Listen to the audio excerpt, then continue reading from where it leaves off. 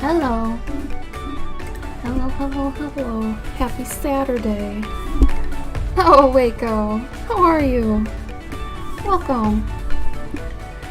Oh, Megan and Cavendish. Oh, my friends. Hello. Good afternoon. Good afternoon. Yeah, I suppose it's noon for you, yeah? Dig it down. I'm okay. Sorry I don't have a camera today. I know last week I said I'd have one, but let this be a little PSA for everybody. Don't have orange juice on an empty stomach, as I did, and then I pretty promptly threw up within the hour, and I haven't thrown up in years, so that was very terrible. So I didn't feel like being on camera today. Nothing squashes your feelings of self-confidence like throwing up. So that's where I'm at. So apologies, especially throwing up from just drinking orange juice. Like, I feel kind of pathetic, I'll be honest. Like, I've been defeated by orange juice? Okay. Well, whatever. So that happened.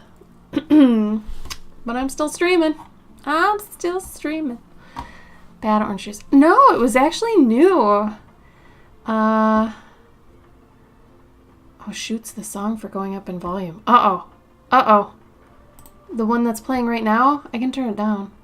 Hold up. Is that better?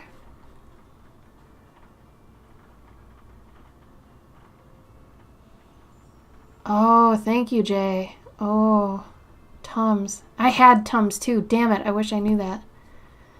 Yeah, I've never had that problem before, so it was really strange. But it was like, all I've had is orange juice. This must just be from orange juice. So that sucks. Megan, don't feel like you gotta say, you know how it is. These aren't really frogs anyway. Like, these are my frogs, which don't even count, I think, as frogs. Doesn't this shit look gross? I have to do something about this. Like, I want to make my masking fluid more sexy. It doesn't look good at all. Ooh, but not a mint flavored one. Yeah. Oh no, Kevin, did you have orange juice? Just have it with like a piece of bread or something. What sucks is, after you throw up, they say, have some crackers or have some pretzels or something like that. And all those things have gluten. And since I'm gluten sensitive the past 2 years, I can't do that. So it's like, damn it. I know they look like potatoes. I like my frogs. I don't know why I like them to look like potatoes, but I do. Let me show you an example. Like, I don't know why I draw frogs like this, but I absolutely do. To me, they look like, more specifically, I think it's Arby's. Does Arby's have the triangle-shaped hash brown patties? That's what I'm thinking about, right? Pretty sure. Let me see. I want to bring up this. Okay, so I've got this one here. And then, oh no, did somebody buy? Shoot, Frogos Tacos isn't on here anymore. That means somebody bought it. Oh man. That's good, but also bad. I think I've got prints of Frogos Tacos though. Hold up. I'm trying to navigate my own website. Oh my god, do I not have... Oh, I don't. Oh my god. Alright, hold on. This is stupid. Oh, also, here's what we did last week. While I'm looking for that. This one's still up for grabs. Oh, get out of my face. Really? Your password's incorrect. I'm out of here. Screw it. Either way, if you look at my Instagram, you'll see my frogs. They're usually like hash brown patties. I don't know. Oh, good. Cavendish, good. Is it National Fox Day? That means it's National Cavendish Day. Happy National Day, Cavendish. I hope you are doing something fun on this holiday of yours.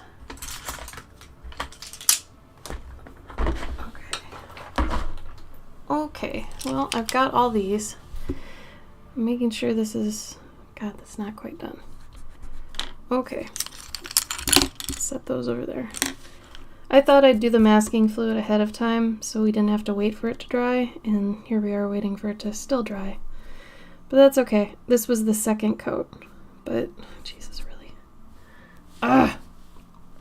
In the meantime, please tell me about your week. How was your week?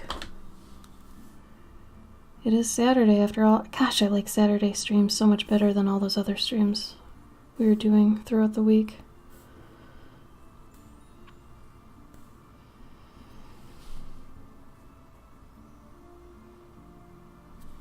Let's see, should the corner be here? See, I wanted to put other stuff in the background, but I don't want it to be, like, distracting. Oh my god, is that water? Shit. No. Damn it. What? Ah, that's bullshit. Oh man. Well, this is a good start. I'm glad I'm back too, Waco. Thank you.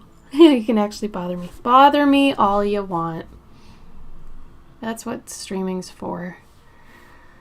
Blah, blah, blah. I mean, you guys can't blame me, right? If you threw up earlier in the day and you had a stream later, would you really want to, like, put on makeup and stuff after that? Like, I don't. I even washed my hair for you. I just want you to know that. I got up today, washed my hair for you, had some orange juice, and then promptly threw up. So, I attempted, you know. And actually, Gabe and I have been together, what, 7 years?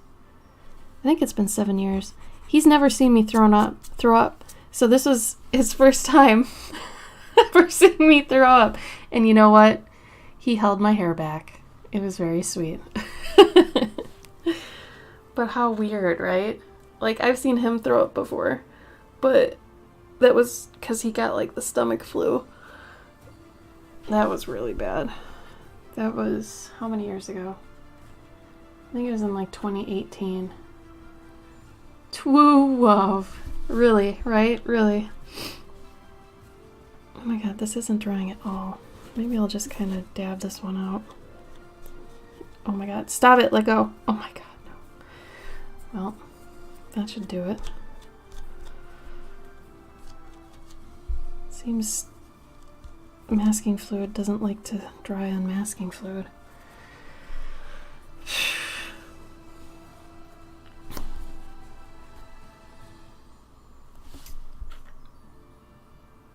I'm gonna have them underground. I know that's kind of strange, especially since they're frogs.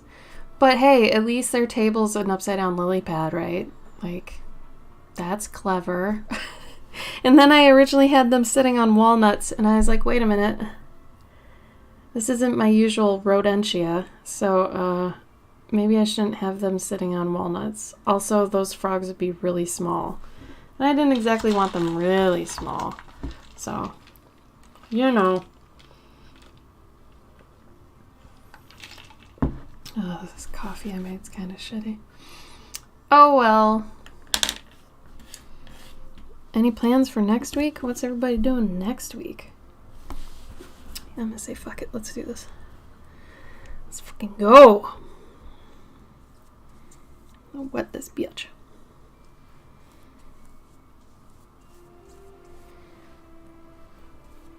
Which consequently will make this ink run a little bit. It'll start to spider, which is okay. Because it'll eventually just kind of get absorbed. No big deal. Let's use my usual yellow. That's a terrible noise. Let's not do that. Also, it's raining today, and it wasn't supposed to rain at all, so I don't want to say I'm confused, but it's kind of strange because usually I'm on top of the whole rain thing.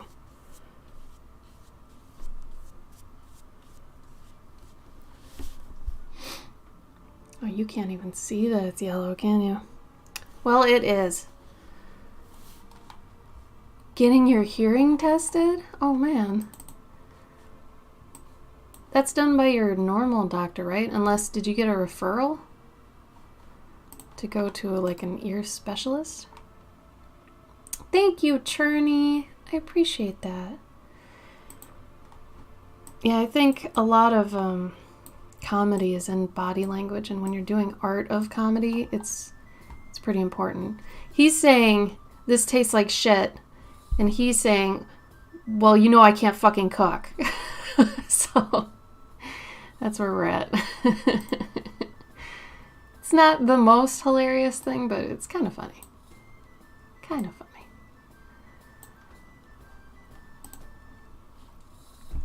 Oh, you got a referral.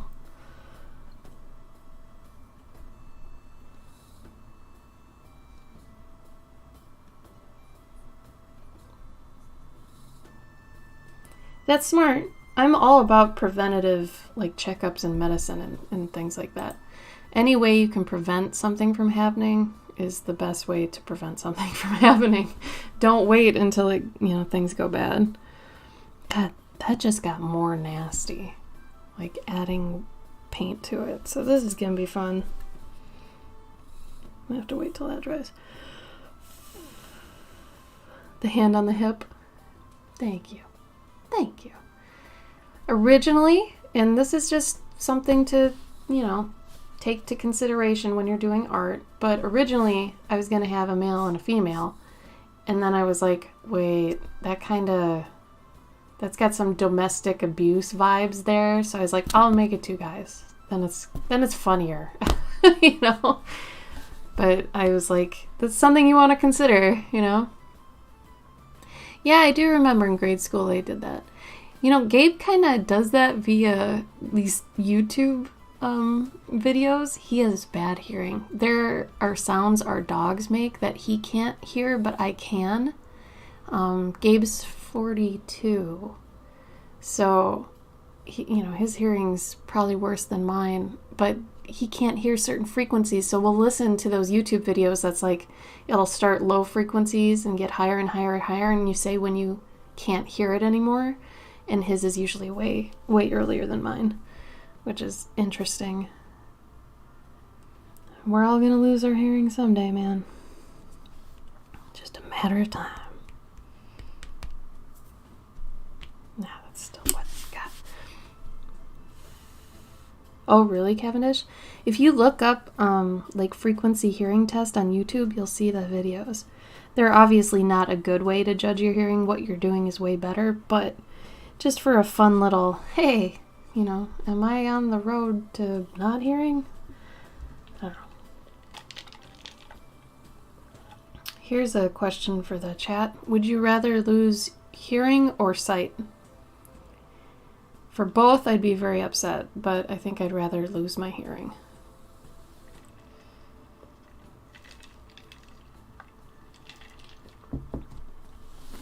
Oh, really, Waco?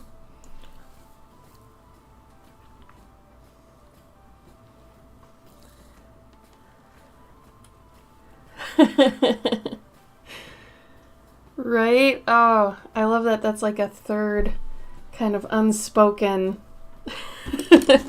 This is in the background. Hello. Where do you think the flies came from? You'd rather lose your sight? How come? You're a musician.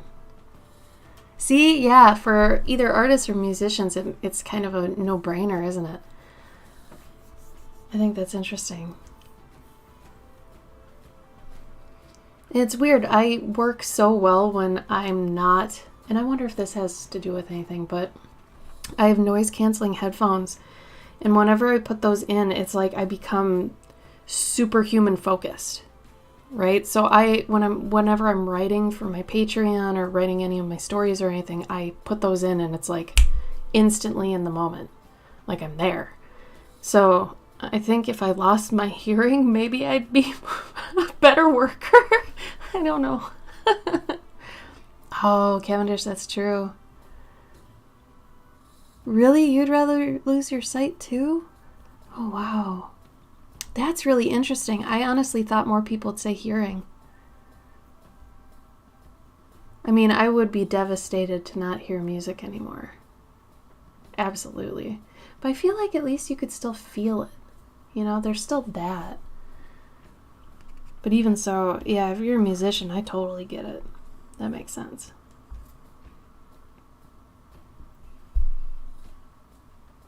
Oh, you'd rather keep your sight? Okay. Sorry, I must have, like, dyslexic. I have my sight and apparently it's not helping me. Yeah, still sucky. Alright, so, like I said, yeah, I wanted them to be underground, but I don't know why I even decided that. I don't know if I've got any sort of logic behind that. I just wanted it. Oh, yeah. Definitely. Good PSA from Churney. Sorry you lost part of your hearing, Churney. That's no fun.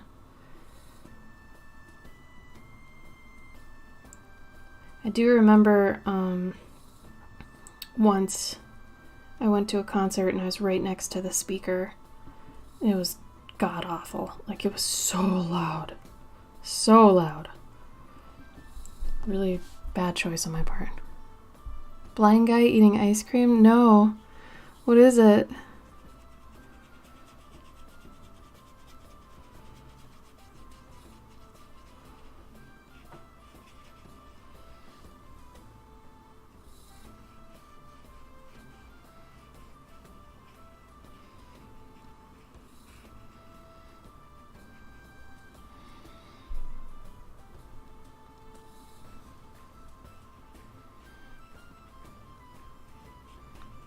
Why is my paper warping already? I've got it taped down. It's warping.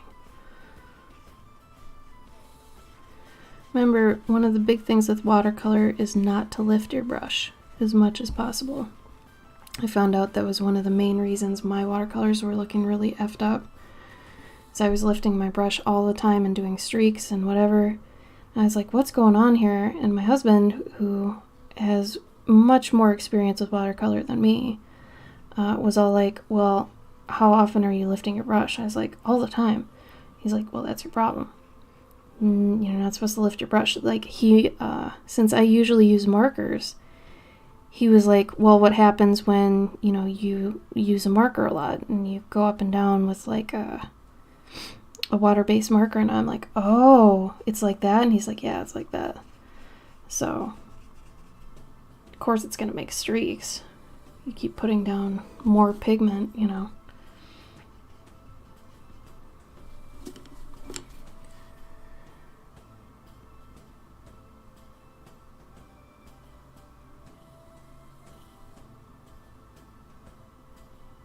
Oh no.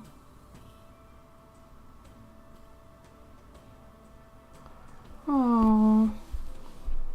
That's heartbreaking. I think if I watched that, it'd make me mad. I have a problem with people, like, abusing people in general, but especially handicapped or elderly. I have a very, very large trigger to that. Like, I want to murder the people that are hurting these other people. It does not make me very happy.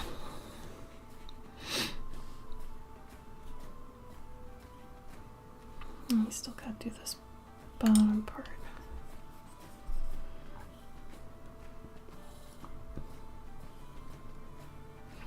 That's why it's like you gotta give people the benefit of the doubt for the most part. Like, you could just go over to them and be like, excuse me, you know, you are looking at me in a way I don't, you know, appreciate. Can you not? And then they're like, oh, I'm blind, blah, blah, blah. Then you're like, oh, I'm so sorry. I did not know. But I feel like people who are blind and things like that, maybe that's why they look down a lot, because they don't want to accidentally be catching someone's gaze, or why they wear sunglasses. I know that's probably what I would do. I'd be paranoid about that personally.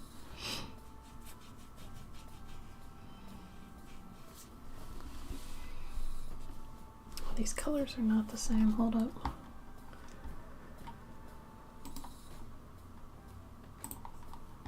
Now, in an effort not to overwork these pieces anymore, oh, there's a hue shift. That makes sense. I have a problem overworking my pieces sometimes, So like when I see a wall like this, I immediately want to fix it. But I think I'm just going to kind of let it go for now. And we'll kind of see what happens. Has anybody started watching She-Hulk? It's actually really fun. We're very surprised. Oh, you know what? This actually looks like steam from the pot. I'm totally cool with that. I didn't even realize that. Hell yeah.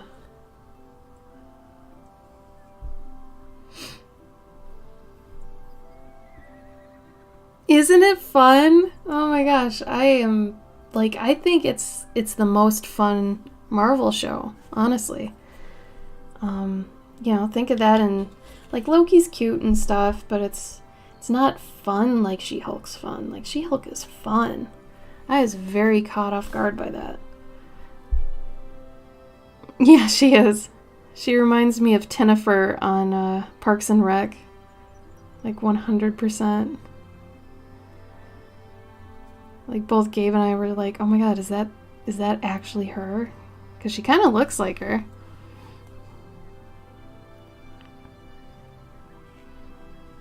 But yeah, her and Wong's relationship is so cute.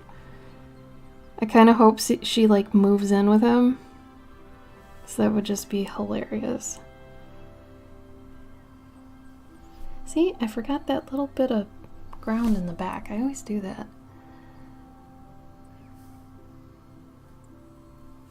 Oh, Sandman was great too. Awesome adaptation. They really knocked it out of the park with that one.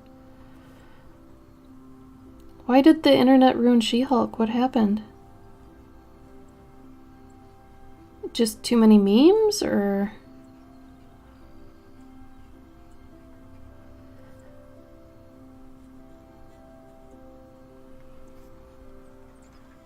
Azakor, yay! I'm so glad you're here. Thank you for coming. Twitter armor for a week. Too true. Uh-oh, there are bad memes? Like Rule 34 type memes? I mean, we saw that coming. There's no way you can avoid, the obvious sexualizing the She-Hulk thing. Especially after she went on that date, which was cute. Especially when she picked him up. That was so cute. But yeah, it honestly, it makes some good points though too about her going between her, I'm so classy and sexy and blah, but also being like, don't you like me for me? Like, I like that whole thing. I'm so glad you're here too. Thank you.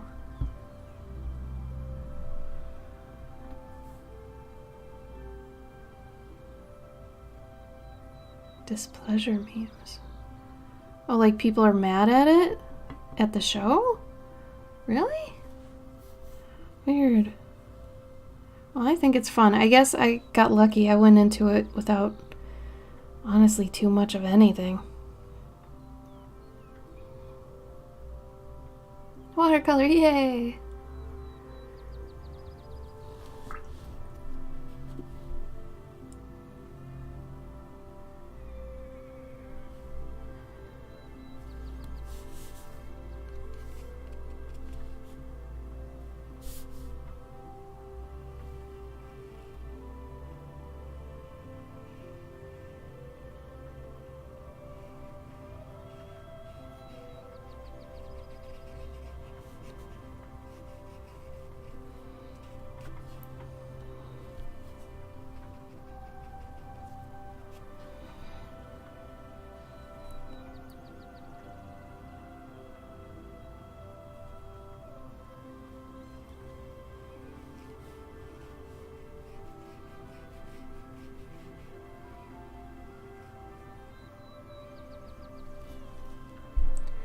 You know how people get on the internet, someone being wrong on the internet? Color me shocked. Yeah, the internet's crazy like that.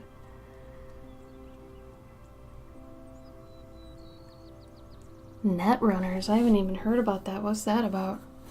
Whiny, fragile white boys are freaked out about everything and hate on She-Hulk for everything that's awesome about it. That's so weird. Like, what did they want She-Hulk to be nowadays? Like, what else, if you think about it, what else could she be? Like, that's so weird to me. Hi, Monolith. How are you? Welcome. Like, they just want her to be, what, like a stripper or something? Or, like, what do they want? I'm confused by that, I guess. Like,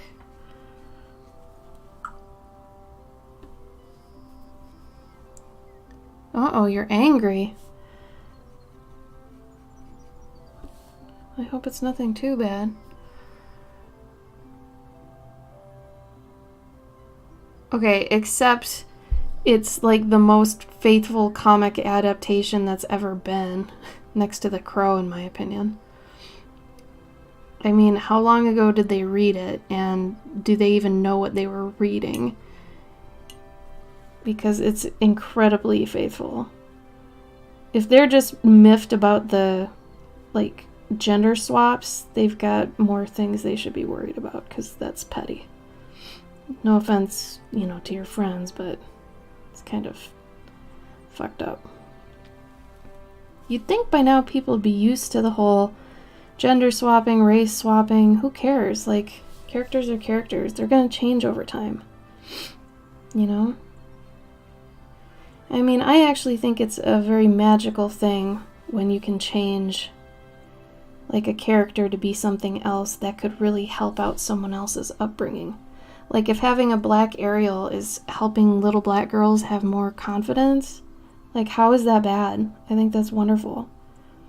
That's, like, the best side effect ever, except it shouldn't be a side effect. It's just, I mean, those of us who were raised with white Ariel, who were white, we had our chance. You know, we got our Ariel. That was ours.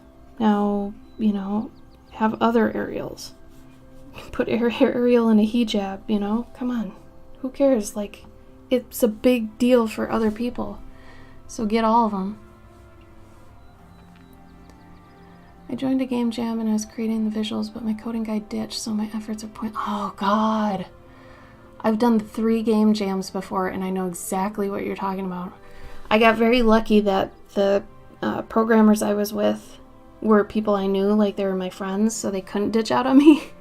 But I can only imagine, like, that pressure and that feeling. So if they're not there to finish the game, can you just, like, what are you using? Are you using Unity to build it? Because technically, as an artist, you can still mock up the game without a programmer and show how it'd work if you've got Unity or After Effects or anything like that. So you don't even, you know, you don't need them technically, and you can say, hey, they ditched out on me, so here's what it was supposed to be.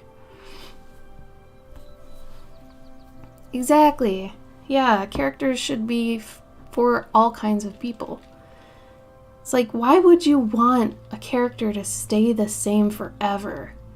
Like, I'm kind of there with, like, Batman and Joker and stuff. Like, at least I feel like people are kind of opening up to different Jokers and things, but, like, Batman hasn't changed, like, really at all.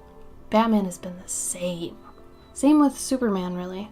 Like, can you imagine if they did a black Superman? I think that'd be fine, but, like, people would freak out. It's like, chill out.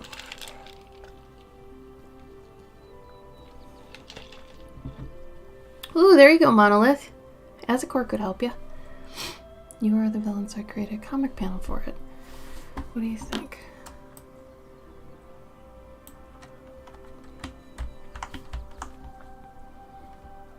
Yeah, systemic racism is not okay. In any sense. It's just, I don't understand how people can't just start undoing it when they know, you know?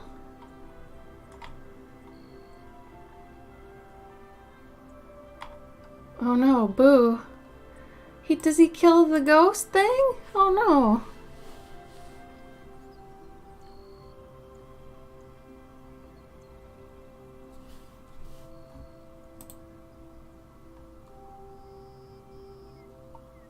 Wait, Monolith, didn't you say you needed a coder? Programmer? No, but I'm saying, yeah, there's probably a black Superman, but I'm saying, like, making Clark Kent black. Like, somebody would freak out about that. Like, an originally white character designed as white turned a different ethnicity. I could see people just losing their shit on that, and it's like, why? Just whatever. Think of how many other Clark Kents you've got, you know, that are white. Like, you've got a ton. And I really wanted a Miles Morales movie with Donald Glover back in the day. He would have been such a good Spider-Man. And they had teased it for so long, but anyway. So Monolith, if you need a coder and Azzacor is a coder, isn't that what you mean? Right? Donald Glover Spider-Man, I wish. Like during when he was on Community, that era was when they were teasing it. But apparently it was too early for everybody to have a black Spider-Man, which was silly.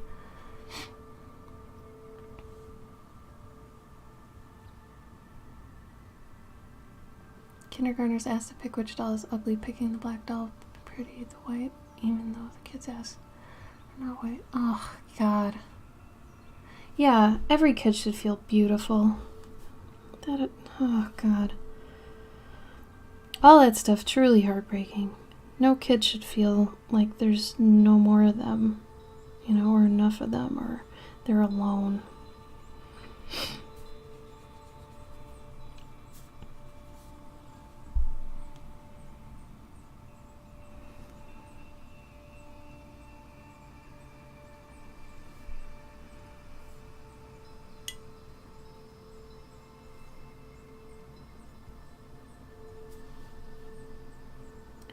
Do you have a deadline on it, Monolith? Like, the game jams I was a part of, they were like 48 hours, typically.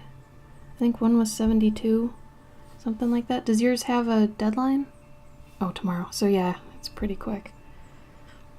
That'd be so cool if you guys could, like, hammer out a project or a game plan. That'd be so cool.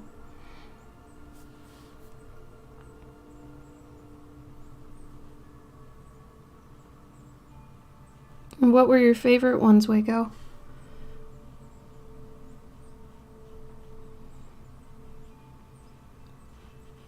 Do you mean like in living color and shows like that? Or did you mean movies?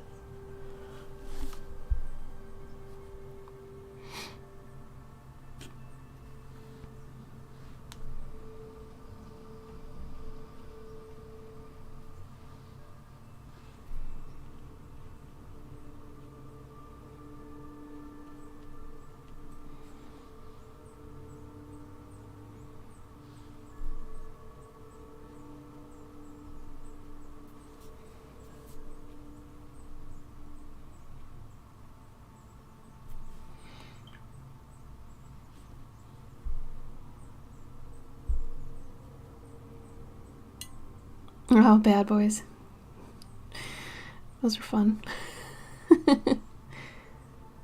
Though, didn't they just release one with Kevin Hart? I guess it's got Mark Wahlberg in it, but it feels very much like a black comedy movie.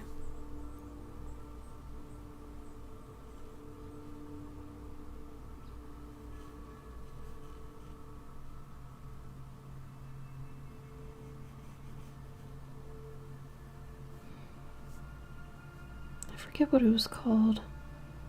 It's like Kevin Hart gets, like, time alone or something.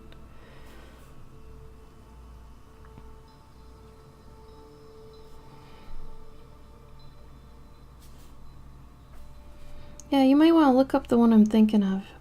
It's brand new. It's got Kevin Hart and Mark Wahlberg. And they're doing antics and there's some action in it. I think they steal a sea turtle or something. Like, it was pretty funny by the look of it.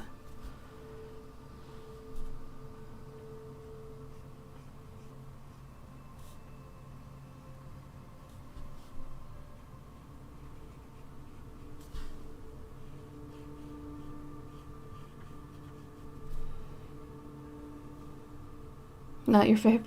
I know, he's a little bit, I don't know. He's always doing the same thing.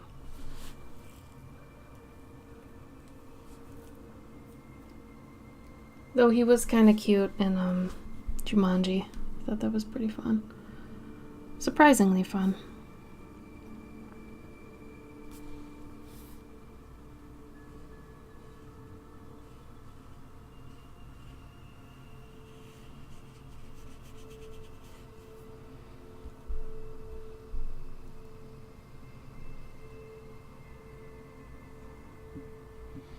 I actually like Sandra Bullock and Channing Tatum and Daniel Radcliffe, and I watched that new Lost City of I think they just called it The Lost City, but it was originally The Lost City of D. But it was actually really cute.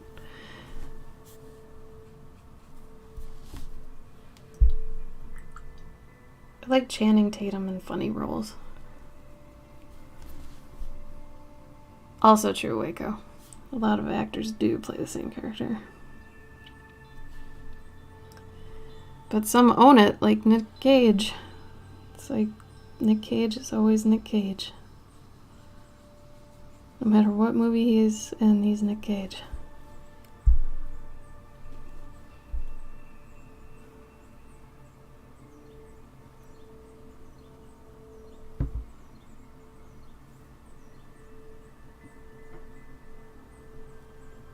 More Jump Street. Yeah, see, that one was fun.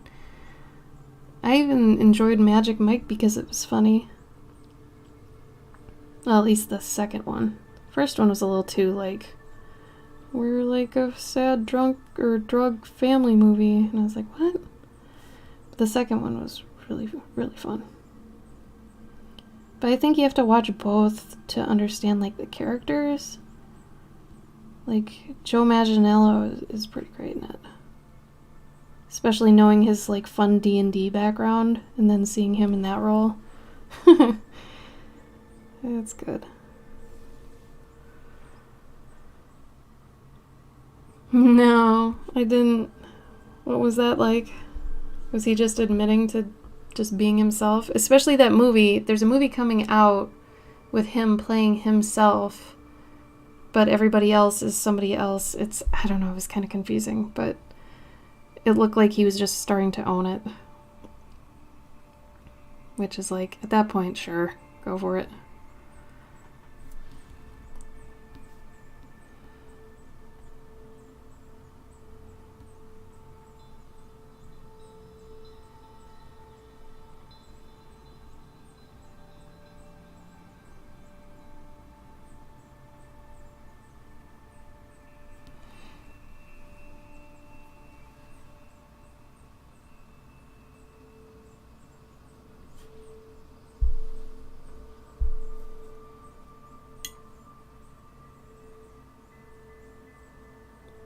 Oh, it was a suggestion on an AMA? The movie was?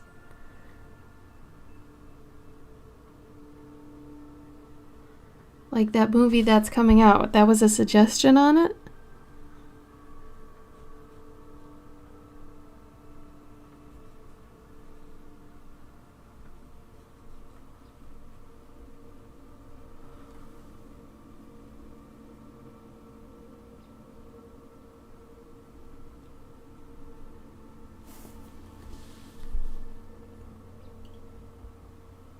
Oh my god, that's so good. So he took an actual AMA and turned it into a movie. That's fantastic alone just for its publicity. Oh, Lucian! Art BYZ1 Peak. Oh, thank you so much for the sub.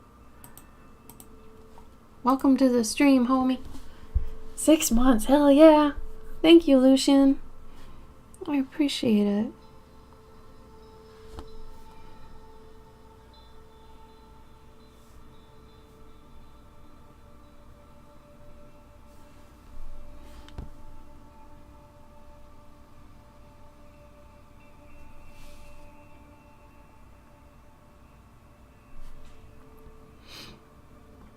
The little frog king, that's so cute.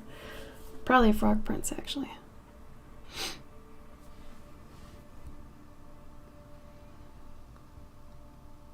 Part of me kind of likes that all my other Bicker Burrow pieces have like these animals that look like what they are, but then when I do a piece with frogs, it's like, what the hell are those? I have such a look for these frogs that I've done in a few paintings now, and I can't really kick it. I really love drawing them like this. And yeah, they don't look like frogs and they kind of look pretty fucked up, but I don't know. I like that. I think it's funny. So nowadays I'm doing whatever makes me laugh. I don't give a rip anymore. I'm at a point in my life where it's just whatever. If it makes me laugh or I feel like doing it, I'm just gonna do it. When it comes to my art, I mean.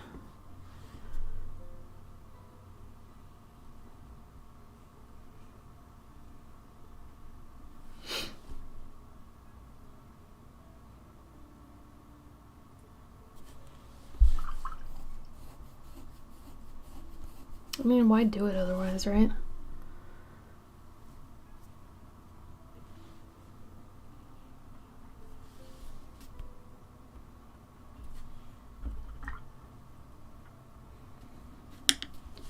Okay, let's see if I can get some more of this background in here. I don't know if I want to go to dark or go to light. It would probably be better to have it dark behind them.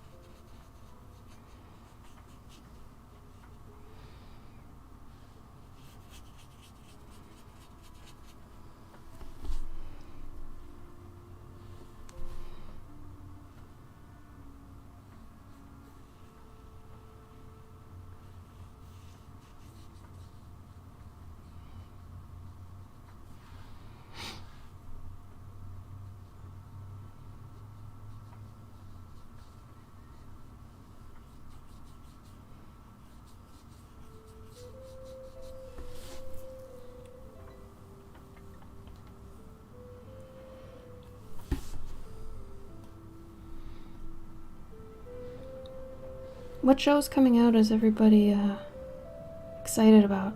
I'm excited about Willow. Willow's like my favorite movie, and when I heard they were making a show about it last year, I just got insanely excited. I love that movie. I think it's damn near perfect. Like, it's honestly a perfect hero's journey for the most part. Like, if you're looking for a really good example of the hero's journey, oh man, look no further. And it's just so heartwarming. And it's got the old vibes, you know, the 80s. And honestly, I could spend so much time just watching the parts of the village Willow lives in. I forgot what it's called. I'm the worst. But those are my actual favorite parts. Because the design in that village it's nuts. It's so good. Like, I know everybody always goes to 80s Labyrinth, 80s Neverending Story, Dark Crystal, but man, for me, it's actually Willow. Which a lot of people seem surprised at when I say that, because they do expect me to be, like, heavily into Dark Crystal and stuff. I'll be honest, I didn't see Dark Crystal until, shit man, probably 5 or 6 years ago? Something like that? So, yeah, really weird, right?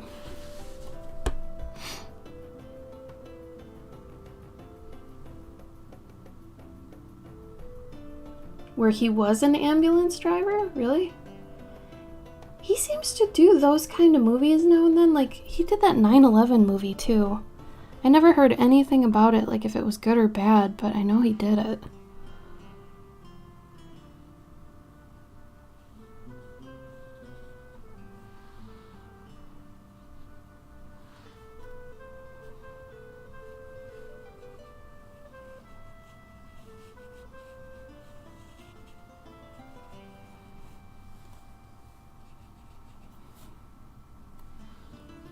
Gotta make sure these rocks aren't too perfect.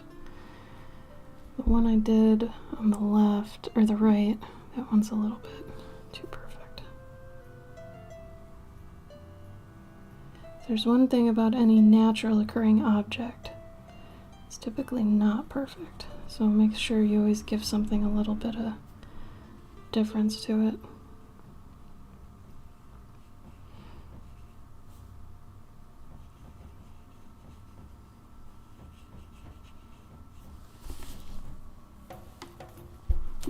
I know, oh my god, Constantine 2, I'm excited. However, I do want Keanu to cut his hair. I'm kind of tired of seeing long-haired Keanu. Like, I want to see him cut it so he's got that high and tight Constantine thing again, but I don't think he's going to do that. Knowing him, he's going to keep his John Wick hair forever, but I am psyched about that. I mean, I know it was not comic accurate, and I'm okay with that. I actually liked his interpretation of the character. I thought it was pretty fun. And oh my god, if they bring him back, they've gotta bring back Peter Stormare as Lucifer. He was like my favorite Lucifer ever. So good. So good. I love Peter Stormare in basically anything, but oh my god, did he knock that role out of the park. So damn good.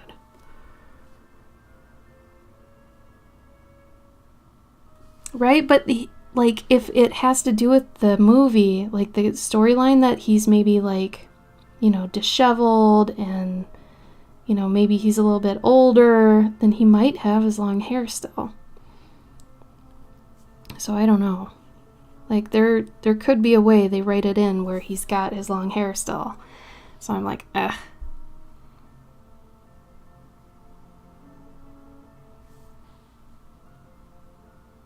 I haven't seen that. Who played the devil in that?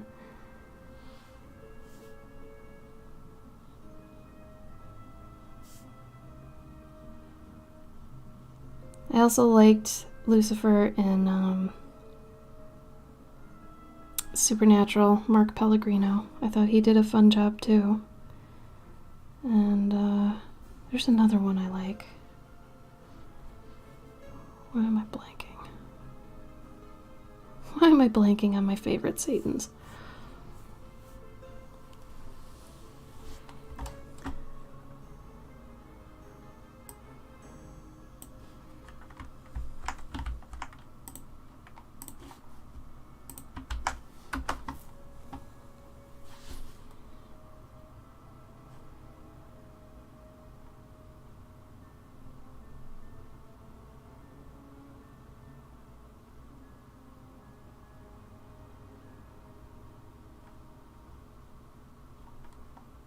Oh yeah.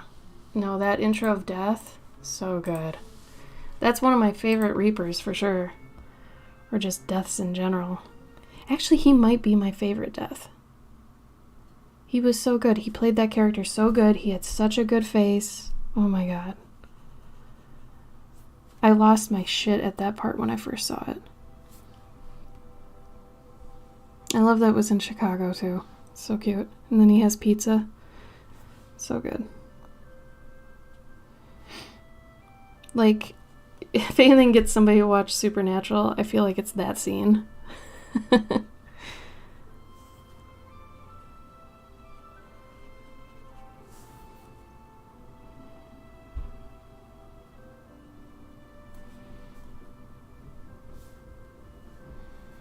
Now, truthfully, this is the part in a painting that you get to, and you're kind of like, okay, is this kind of where it's at now? Like, you know, is this what it's gonna be? And you have to remind yourself, nah, you still got a ways to go. There's still some more detailing, more polish. You're gonna do the line work. There's more. And you gotta just reassure yourself it's in the ugly phase. Anytime you get to that point in one of your pieces, just remind yourself, oh yeah, it's the ugly phase. Because every project has an ugly phase. Oh yeah, Tom Waits is the devil too. Yeah, he's pretty good as well. Just because he's got that voice. definitely has the voice for a demon at least.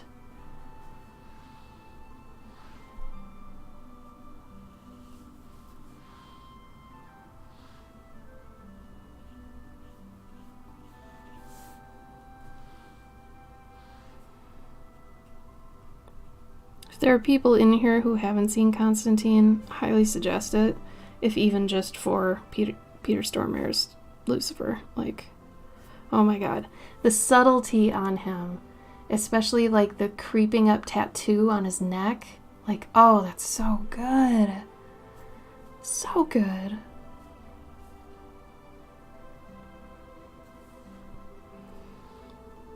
Yeah, feel free to share some clips.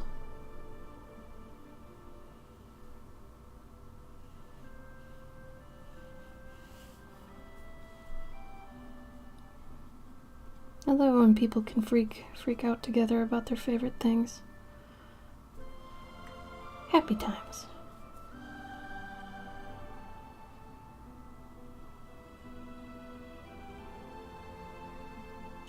Now I might still make the background of this kind of chonky, because they are underground.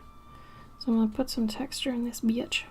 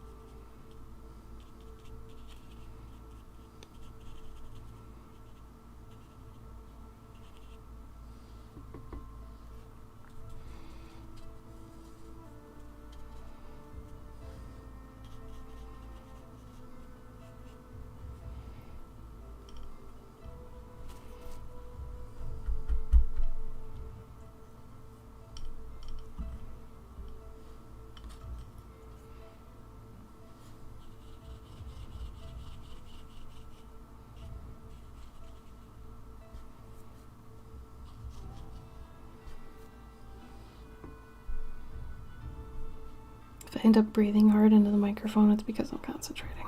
Sorry.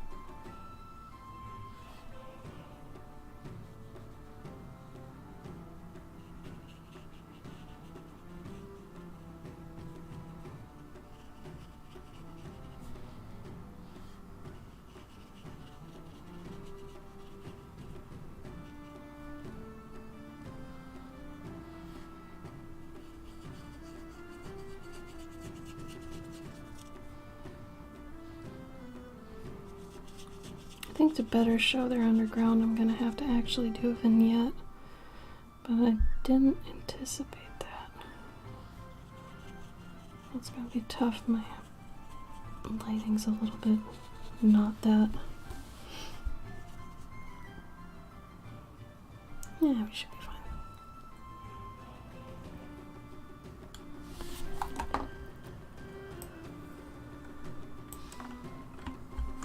Oh, I wanna see.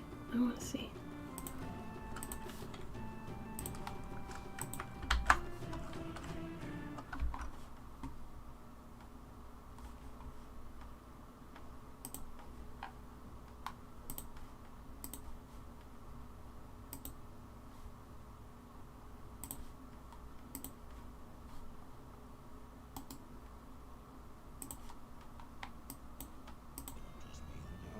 Just tell me what you want. I just thought that last night when you were so upset that you could maybe use a little glimmer of hope. Maybe you could use a little bit. What? It's over. It's over. Finito. Come on, it's never over. God, Tom Waits looks so weird with that little mustache. Savor. What do you say? First to 5 souls. He's so young, too. It's so weird. Like, he was never really young, but here he looks young. And he, like, sounds young. Like, you can still understand what he's saying.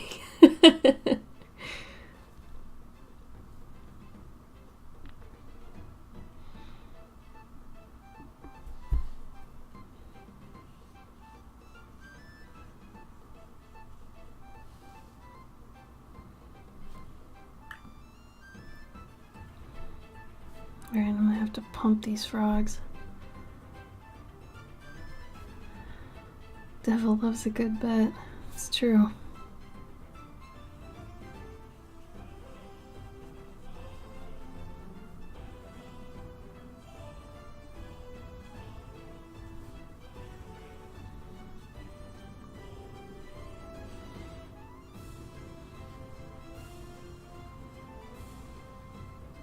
So does anybody have any plans for the next week that you're excited about?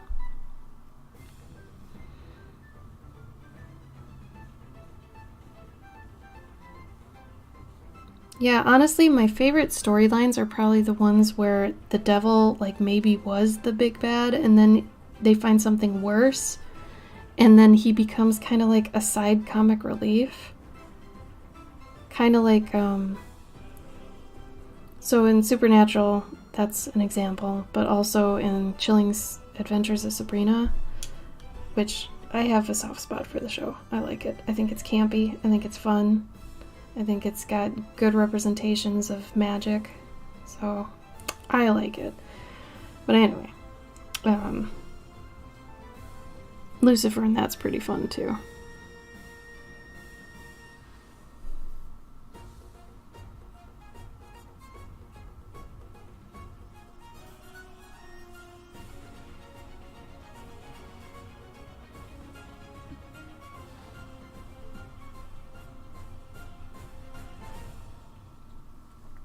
I also like storylines where, like, it appears that the devil's the bad guy, but really humans can be worse than the devil sometimes.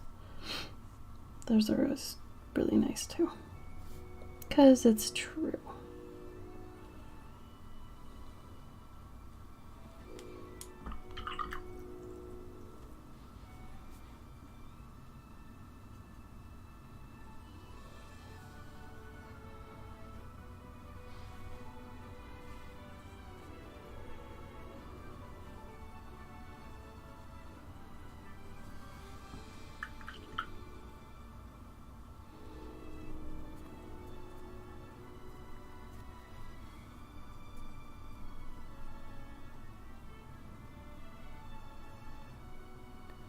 Yeah, at the end of season 3, since Satan gets trapped in a flesh Acheron configuration, she ends up, and the whole Church of Night actually switch over to being to worshiping Hecate.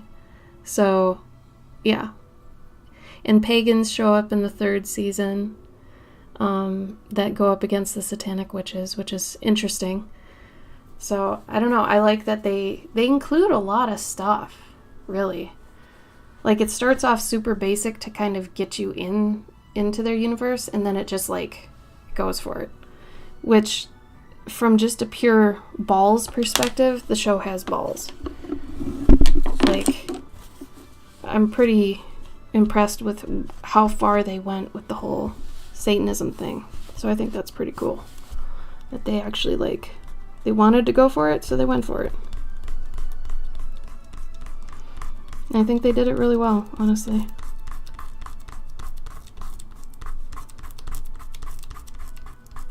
And they bring in other kinds of witches eventually, too.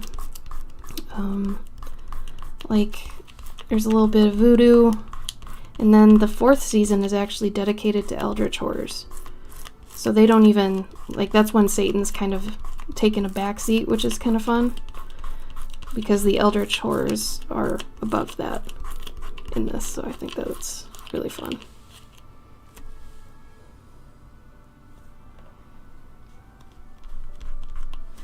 Damn masking fluid.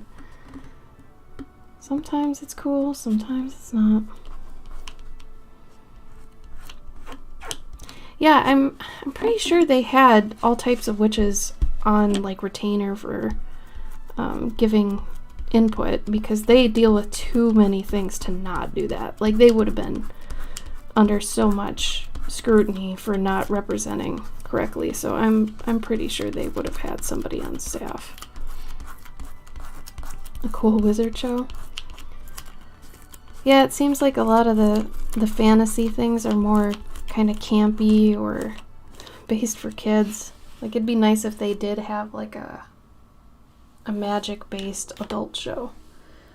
And I don't mean it has to have sex and incest and everything. Looking at you, House of the Dragon. But, you know, something just kind of fun and chill and maybe gets heavy sometimes.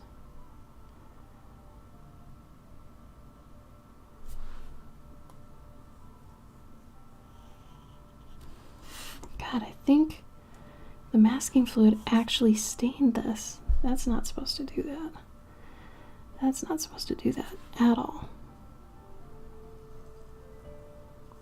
I think my new way of doing it is not working out. I'm gonna have to find another way.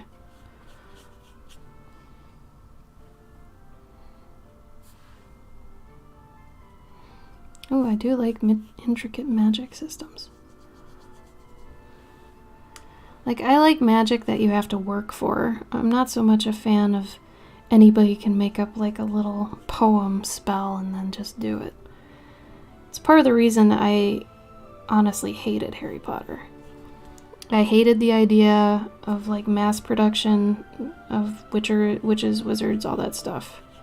Like, I've always been a fan of, like, a master and an apprentice, and you learn that master's style of magic and their form of magic. So it was the main reason I didn't like Harry Potter. Even being younger, I was like, I don't like that. I think, you know, if you're gonna do magic, you gotta work for it. It can't be easy. Even when you know it, it should still be hard. But that's just me. That's my total opinion on it.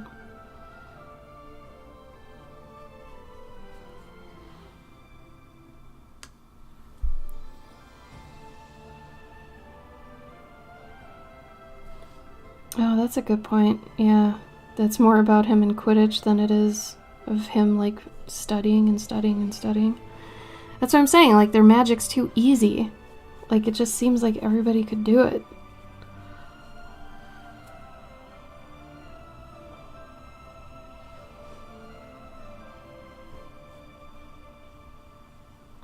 Like, I want some magic to, like, hurt you for a while, take you out of circulation for a bit. You need a week to recover.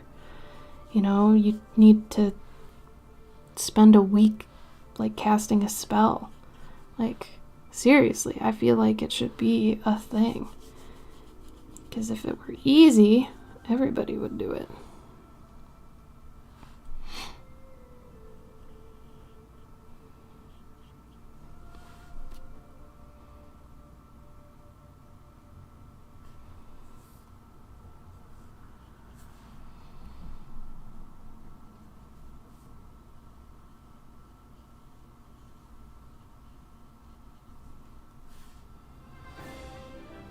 God, I know my playlist way too well. Ugh. Next.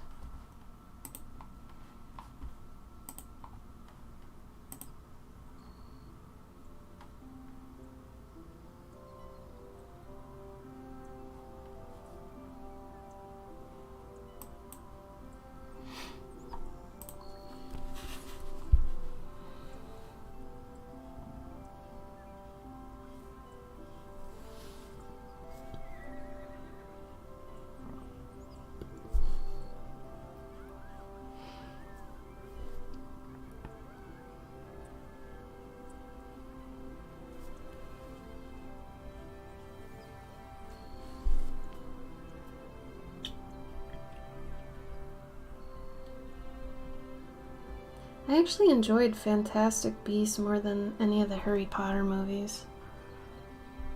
But that's probably because it's based more on the Fantastic Beasts side of things. But I never read the books or anything, so I'm coming from a complete only seen the movies aspect.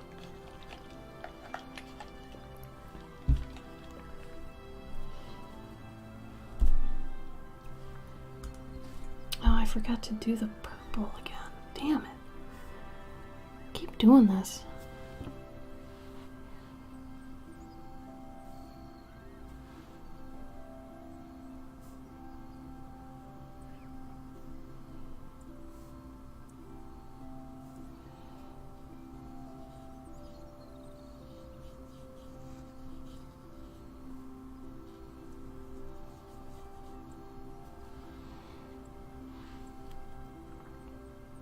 Yeah. And I mean, I like Mads Mikkelsen a lot, but him taking over that role just felt really weird. Like, we watched the one with him in it, and it was like, he was literally just phoning it in. Like, he didn't make anything about the character memorable, he was just going through the motions. And he's a fantastic actor, so to see him just kind of be like, whatever, it's a paycheck. It's like, ah, come on, Mads.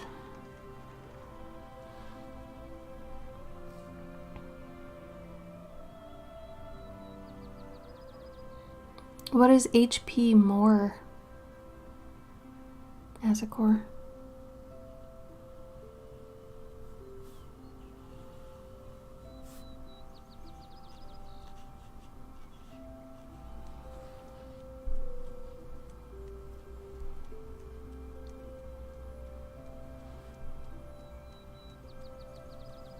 You mean with Ezra?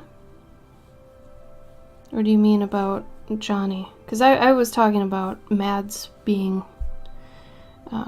Grindelwald. That it just didn't... Like, he didn't care about that role.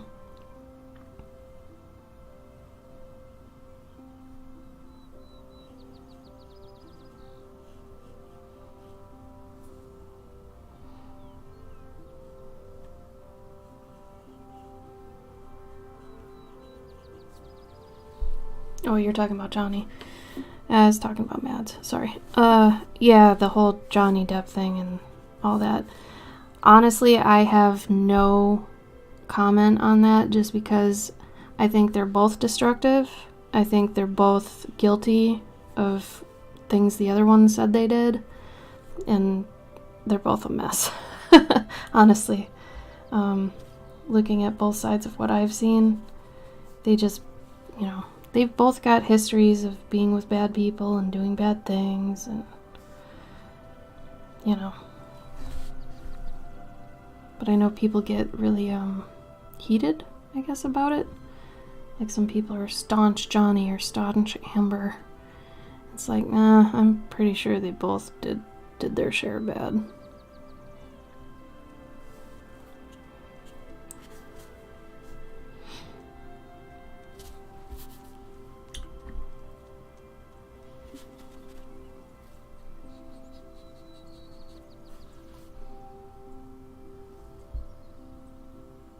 Oh, it's a fanfic? Oh, cute. Well, I bet that makes a lot of people happy, huh?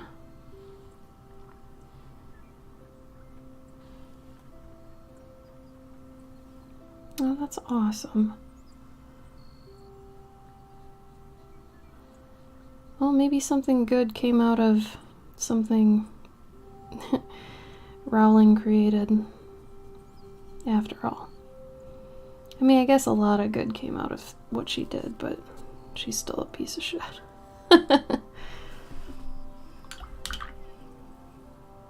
Which is so weird. Like, okay, actually, do we have people in the chat who have read all the Harry Potter books and would be willing to answer a question or two about it?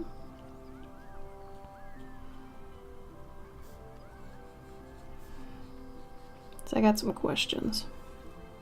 Yeah, alright, she hit it pretty well. That's what I'm gonna say. Okay, so if she is that much of a POS, right? How did she get away with writing so many books without alluding to how she felt about, you know, trans people or all that stuff in general? Like, how do you not even touch that? I don't understand. Like, if you're that much against something, I mean, granted, you know, maybe it didn't come up in the writing, but there had to be, like, equivalents or something in her universe, right? Were there any signs or anything like that that would say, oh yeah, J.K. Rowling is, like, homophobic and transphobic or anything like that? Dementia? She's got dementia? Or are you saying... going from elevator, oh my god, it's bad to write. Weird. Oh, really? Okay, so you're saying if you did go back and read it, the signs are there? Because, I mean, if, you know, you read a book written by a racist, it's kind of, I don't want to say it's obvious, but, I mean, typically there are signs, you know, that they're putting little things in there about how they feel, you know?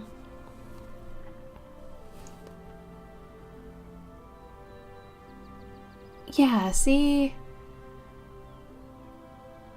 But does she actually have dementia? I didn't hear anything about that.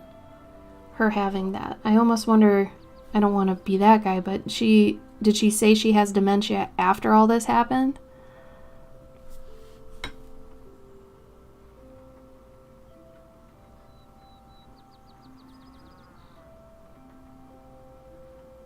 Ah, that's true, Cavendish. Good point.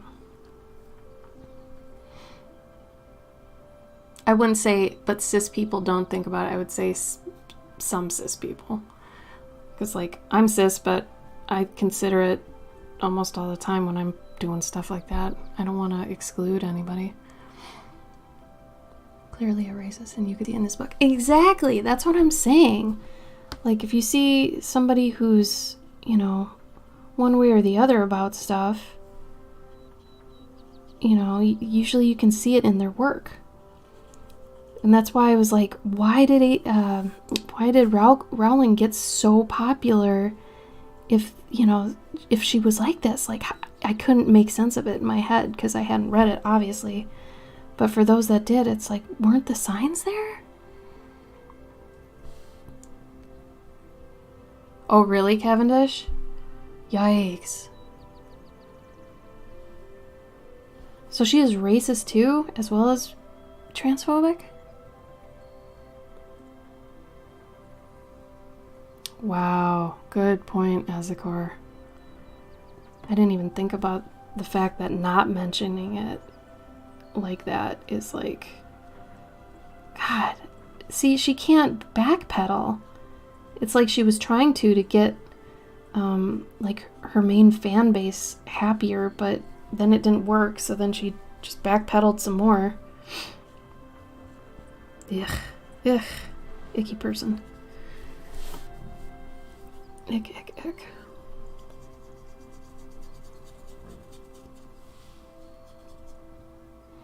Goblins are Jewish. That I've heard. Who brought that up? I think it was Jon Stewart, right? He brought up the Jewish money grubber thing with the goblins. Yeah. Eesh. So there was no race or anything above humans that, like, they were subservient to in the books? I mean, Dementors, I guess, were predators, but I don't think that counts, right? Because they're not, like, a race, technically.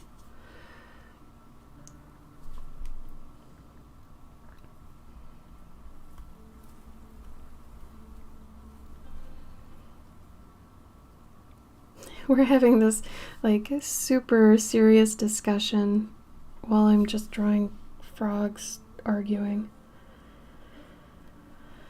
Oh my god. Life is crazy.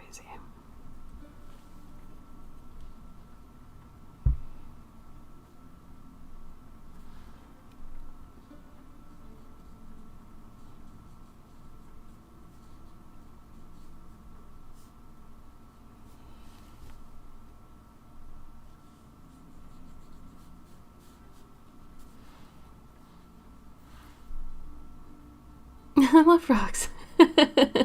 Yeah, I wanted to know that. I'm sorry to have switched it to that, but as somebody who didn't read the books and saw what happened with her and all that, I was very confused for a long time that anybody at any point would support her, given that I would think the type of person you are shows up in your work. So I just wanted to know if it was obvious earlier or not. So thank you for those that, chimed in and told me what you saw.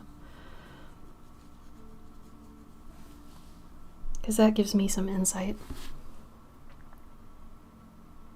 Only frogs I have. I love them. I love them. They're good. So, Splatoon 3 apparently is fantastic, but I wasn't really into the other Splatoons. Can anybody tell me if I would like this one even if I didn't like the other ones? Honestly, it strikes me as almost a Jet Set Radio look. Like, I played maybe just multiplayer a couple times, and I was like, this is like Super Mario Sunshine, but multiplayer. Like, that's what it felt like to me. Because you're just going around spraying things, and you're like, alright, whatever. A ghost that got into paint. Oh, cute.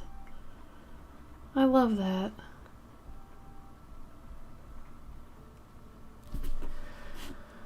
Okay. Oh, I didn't even shade this cauldron thing. Pot, whatever the fuck. Cauldron, of course. Got witches on the mind. I have a story I really wanted to do for October. It's kind of my own Inktober type thing. I've been doing my own Inktober thing for years. I don't know why I keep saying Inktober, because it's really not like Jake Parker's Inktober by any means. But this year I really wanted to do this one witch story I had in mind for the past couple years that I haven't had time to do. I don't know if I'm gonna have time still. I'm sad about it. It's like last year I did my Fae Reaper, and oh my god, that was so fun. I think people liked it. I had fun with it. It was good. Stream Ink? Oh, I remember somebody mentioning that last year. How does that one work? Maybe I should get a start on that this year. How do you do Stream Ink? Is there a prompt list for it? I don't usually do prompt lists. I do my own thing, but I don't know.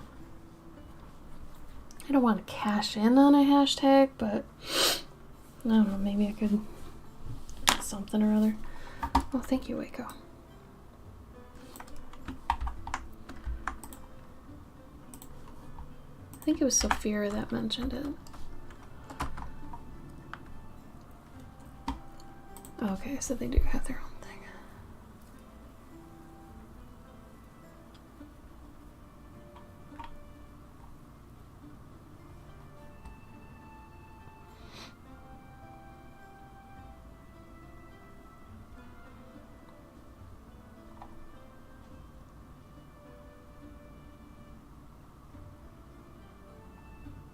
Oh, that's cool.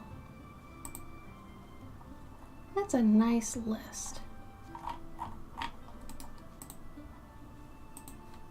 I like that it's like collaborative too. Thank you, Waco.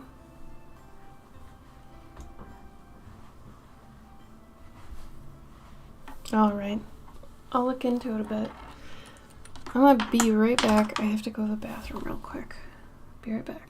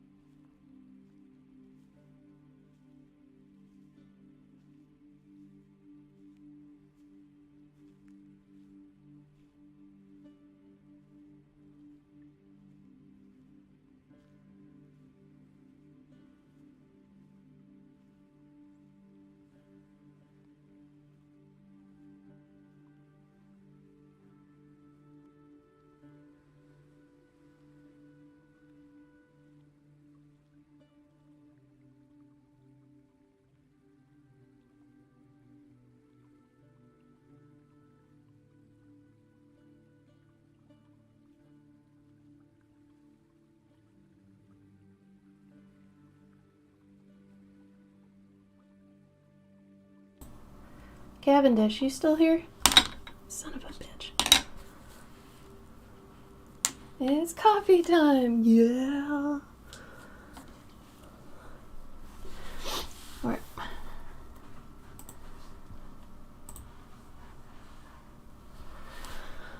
Oh man, okay, gouache is not working for that, so let's see if my pen here will work.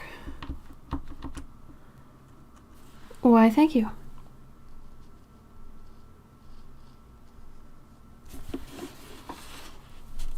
Good to be back.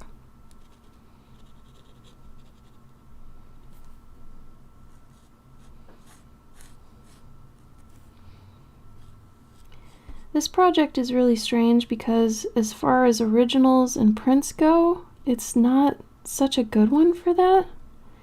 It's more meant to be like a book. you know, which I do plan on making this into a book, but it's weird to work on a project that doesn't fit as other vehicles, you know? Like, usually you can take something and make a few things with it. Like, if you just make, let's say, a bunch of ATCs, artist trading cards, you can make little mini prints of those. You can put those in a book. You could make postcards with them, you know? But since this kind of has its own series and its own template to follow, it's weird when it's not with its brethren, you know? So, like, when I was trying to sell prints of these sorts of paintings at DragonCon, which was a total experiment from the get-go, I completely took all my previous existing bestsellers and everything and just said, screw it, I'm going to try all new ones. And I did that, and a few did really well, but it was interesting to see, you know, they get a great response. However, they're not one of those things that you straight up buy to have as a print. You know, they're going to be good when they're around all their other ones, you know, that sort of thing. Anyway, so I just thought that was kind of an important thing to point out for people that, you know, not everything you make is going to be marketable as something else, you know. Hi, Box! Box, have you gotten your box yet? I sent it off last week sometime. I'm glad you think they're adorable. They're really angry at each other. Maybe under all that anger, it's because they live underground. Sometimes you argue with somebody and it's not even about what you're arguing about, and it's about something else, and you both don't know it. And no, I'm not giving you insight into anything. I'm just saying sometimes it's other things. Oh, good. I think I gave you the tracking number. Though, when I ship things internationally, it's like the tracking number is only good, kind of, for some parts, and then it's just useless. Which is really weird. It's like, why even give me a tracking number then, guys? Come on.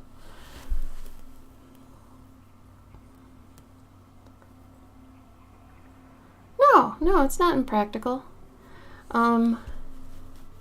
Yeah, to actually give Bickerborough like a map or something like that to kind of tie it all together, that could work. I mean, if I were to do like a Kickstarter of it, that'd be smart as hell.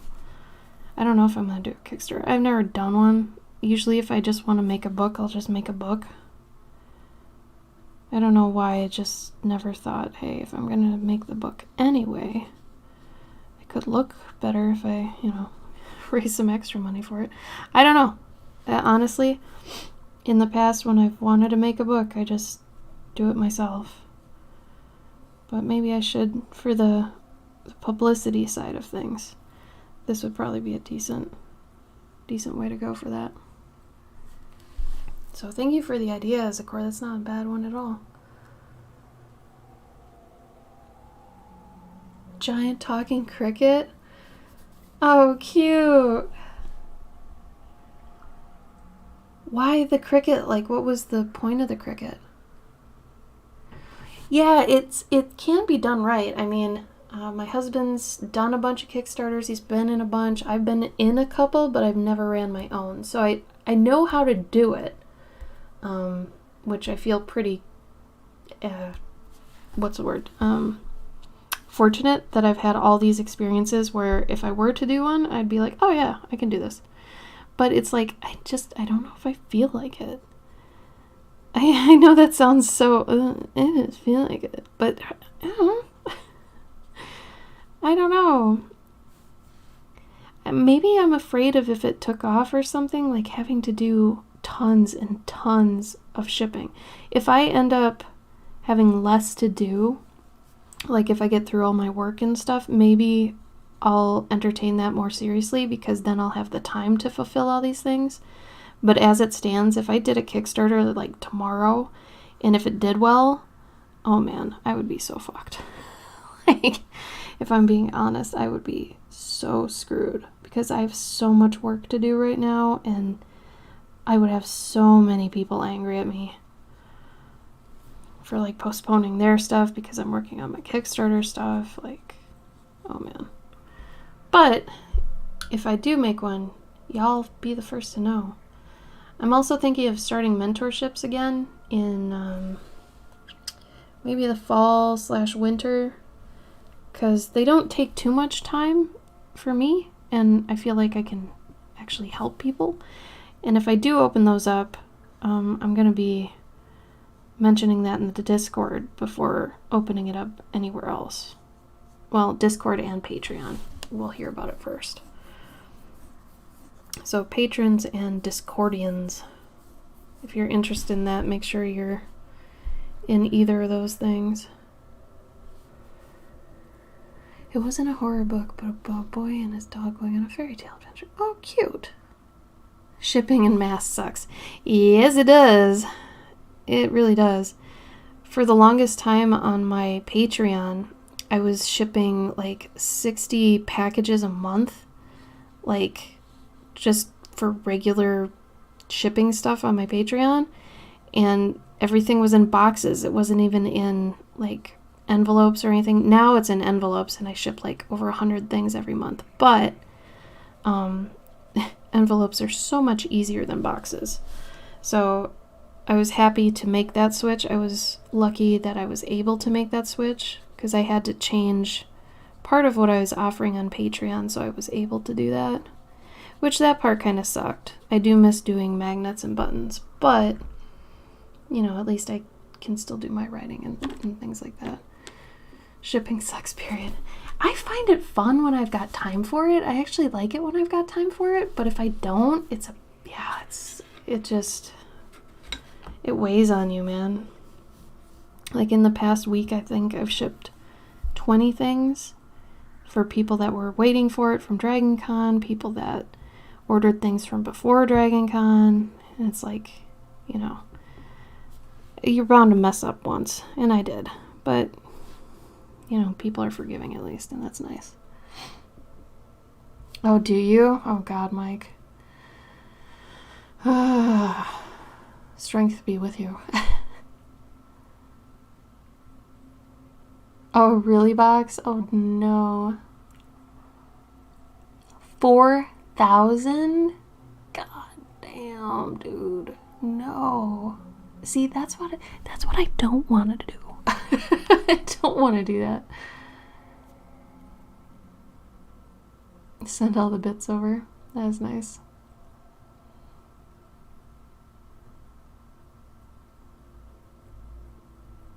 True, Box.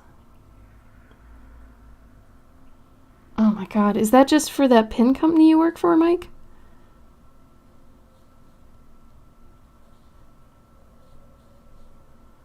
Wait, what are you doing? Why are you shipping things? Don't you have, like, a shipping department for that?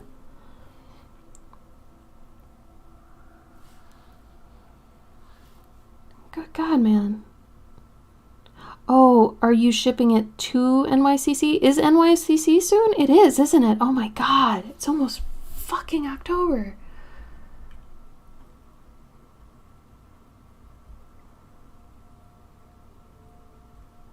Oh, man. Oh, Mike, that sucks. You do everything. You got promoted. Oh, no. Was that like a trick promotion? One of those ones where it's like, yay, you're promoted. Here's everything. Art, financial, shipping, you name it. Are there like 3 people in the company or something? Oh, I suppose Robert left, didn't he? He went to Disney, didn't he?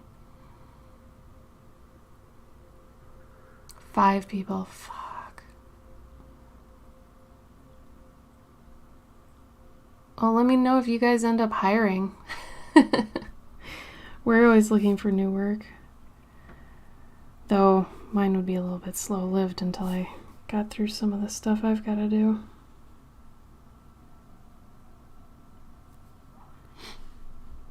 Yeah, at least, I mean, you got a pay bump at least, right? I hope.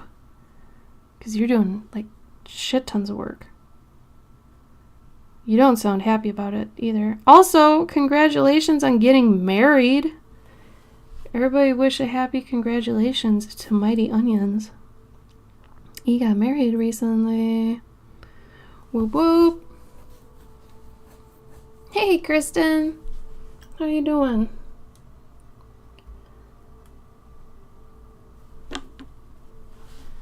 Whoop whoop.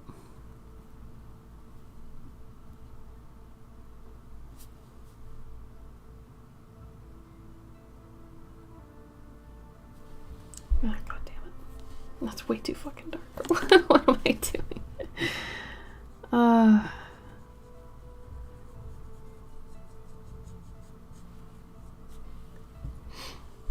Got a nice promotion. Doing more traveling next year for shows and business junk. That's good though. Traveling will be fun. Does Michelle get to go with you? How you doing, Kristen? Sorry, I totally forgot to like ask.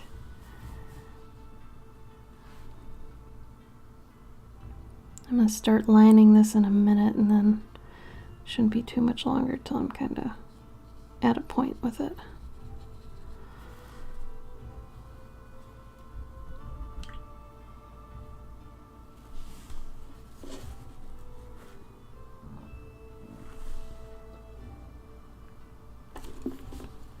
I think this background part needs to be darker though, so you can see more what's going on. It's a big risk, but whatever, gotta do something.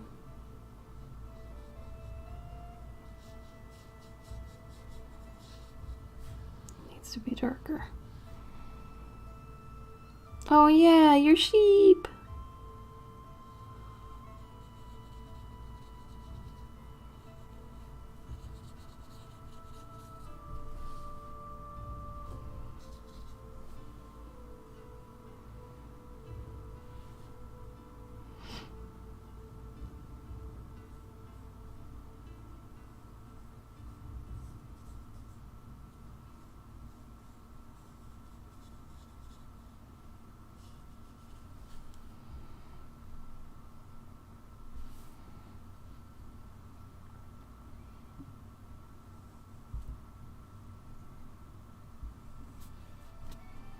I'm gonna have to check a little bit later.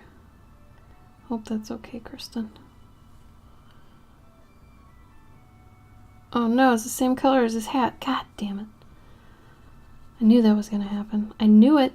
I was like, you're doing brown hats, you're doing brown backgrounds. Brown, brown, brown. Yeah.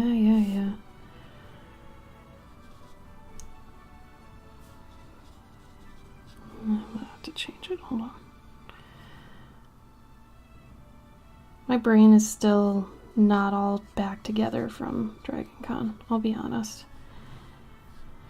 It usually takes me a good couple weeks to get back in the flow of things before I left.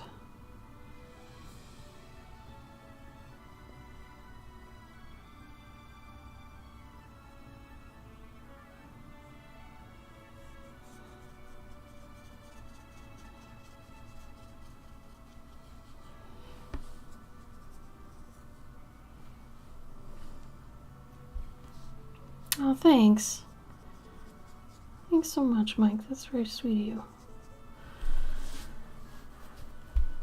You're kind of a fucking mess right now, but... I keep telling myself not to put too much pressure on myself about them because really, like, they are just practice. They are just me having fun, and this is like the only 2 hours a week that I'm giving myself to do something kind of... I don't know. What's the word? Just personal, I guess, but it's not even like a legit project, really. You know, like I'm trying not to say anything about it for myself. So I don't know if I'm afraid to jinx it or what, but I'm just trying to, I guess, keep making stuff that's not having to do with anything else, if that makes sense. Yeah. because I'm doing so much other crap that has nothing to do really with me. That's like, I have to do something, even if nothing really becomes of it.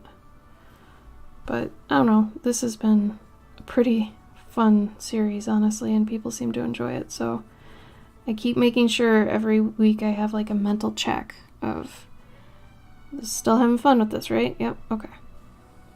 Good.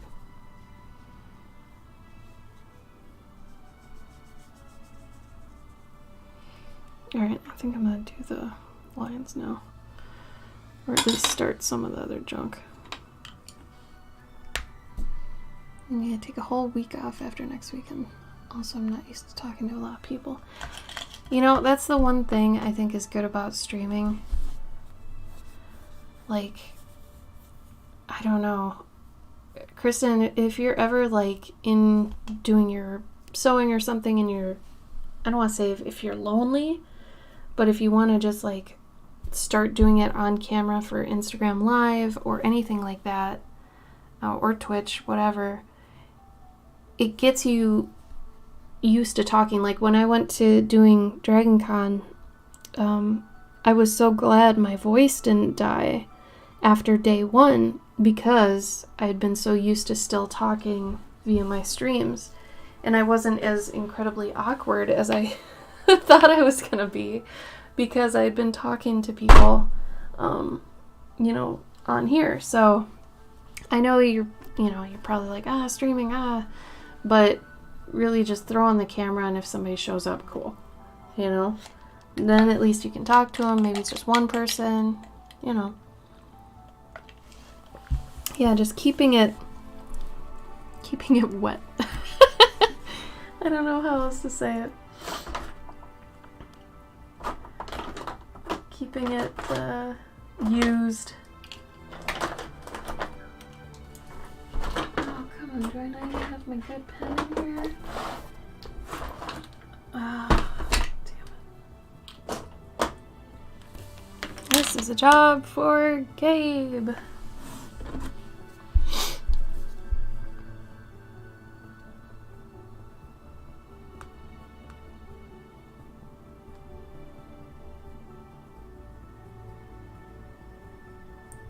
No regrets. That's what I know what I said. That's what happened. Oh yeah, your house is loud. That's right. Dang. Yeah, that's tough. I mean, you can get a good microphone if you wanted to. That would kind of like, you know. But I know you probably don't want to do that. That's okay. Just an option.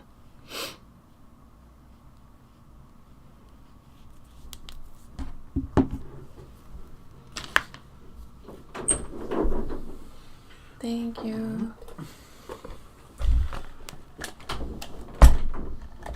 Oh my god, wait. Gabe, it's not here. Do you have that pen I gave you last night? The Sakura white pen? Yep. Oh, that's what I need. I'm forever talking. Oh no, Mike.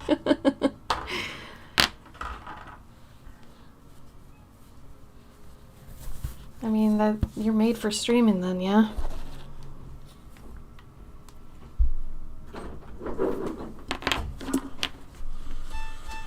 Thank you.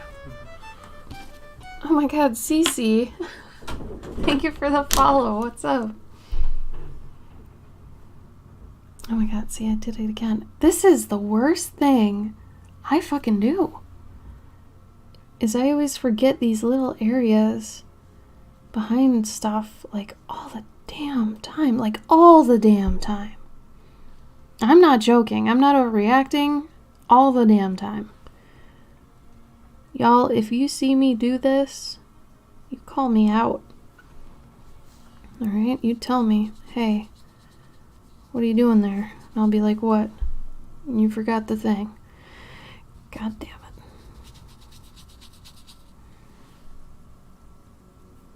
There, whatever. Better. Oh, really? Oh, that's cool. Did you get that hookup from Robert by chance?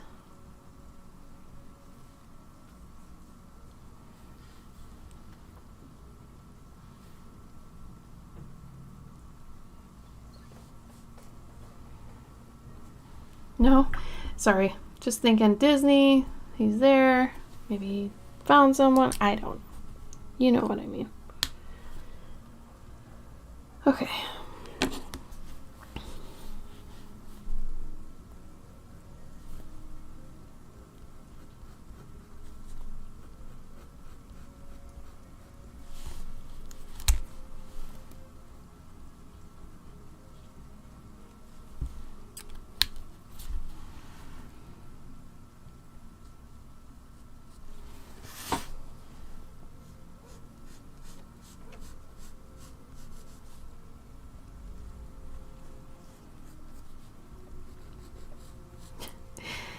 So I had a little funny thing happen today that was on Facebook.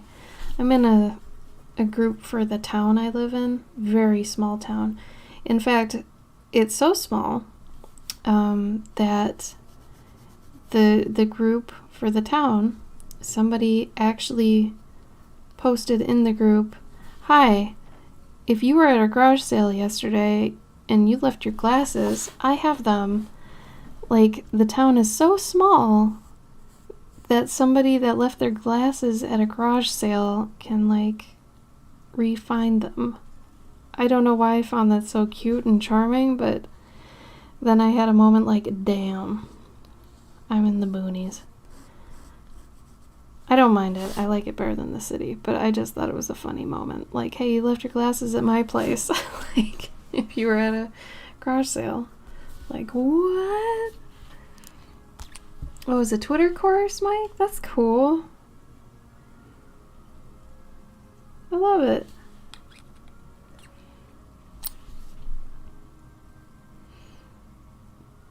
Come on, you gotta admit that the Facebook post is charming. Like, you left your glasses here at my garage sale. Come get them.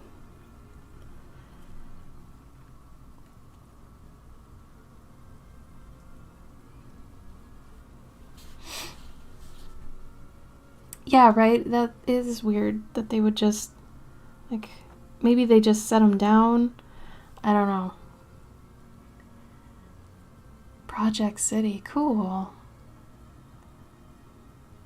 That sounds like a total TBD name decision later, but still sounds cool.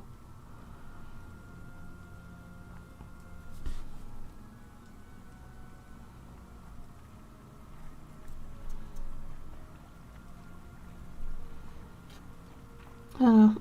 I'm glad I live in a small town because, like, going to Atlanta and being in downtown Atlanta for, like a week, it's like I remember, oh yeah, this is why I don't like cities. Like, Atlanta's cool, don't get me wrong. It's a pretty cool place. But, I'm not a fan of, like, city smells or just, like, getting around the city. Like, I guess if I was younger again, maybe. Like, in my 20s or something, but nowadays it's like, meh. Meh, meh, meh. Like, the worst thing I have to worry about is my neighbor lady coming over wanting to work in our yard. That's been funny, too.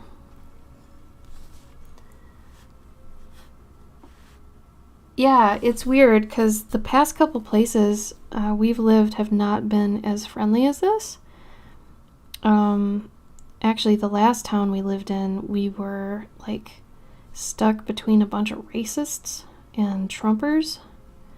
So that was really uncomfortable because, these people were clearly against, Mexicans, and they were drinking the Trump Kool-Aid, and it was bad. And, here we are, Gabe's across the street, first generation Mexican. It's like, God damn it.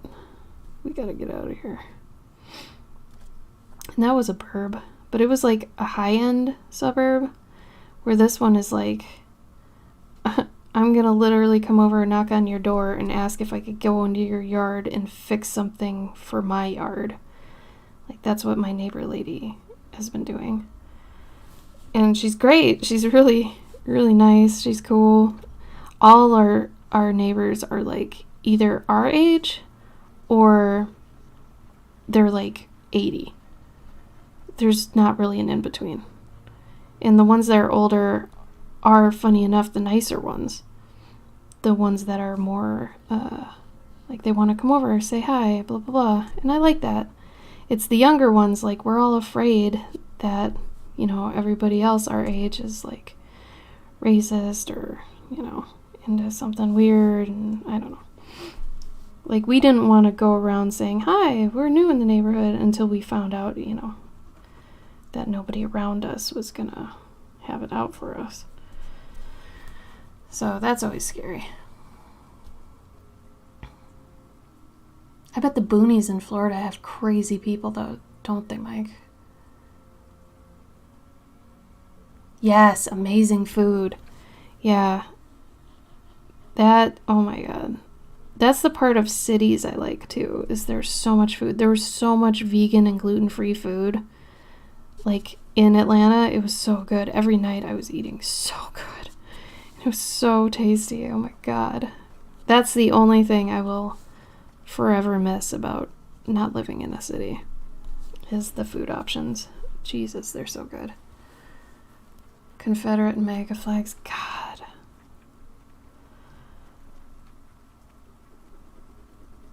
I don't understand it. I'm never gonna understand it. I try and I try and I try. But then it's like, do I want to understand it? No. Okay.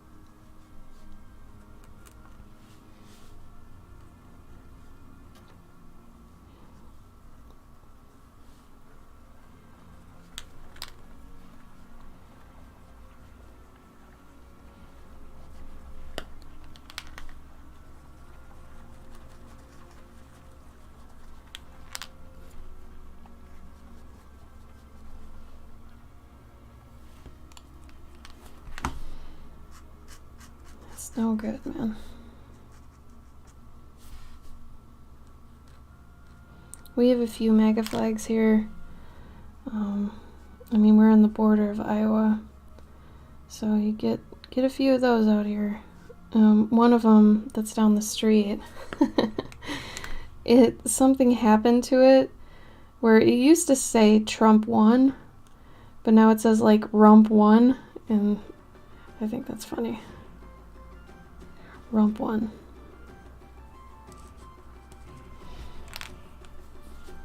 I can't tell what happened to the T, like if it was defaced or something, but it's not there. But I'm more in favor of Rump winning than Trump. Rump won.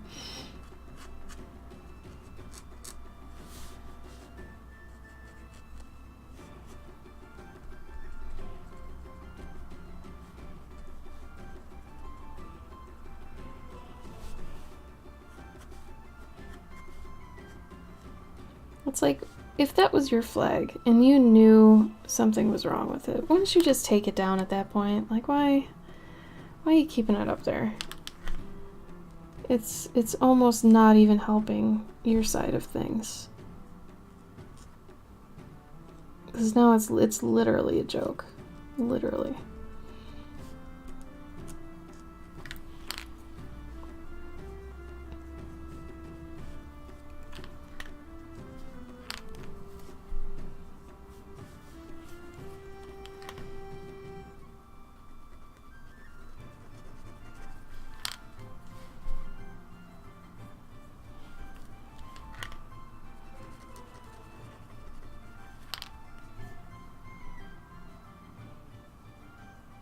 Yeah, that's a good point, Mike.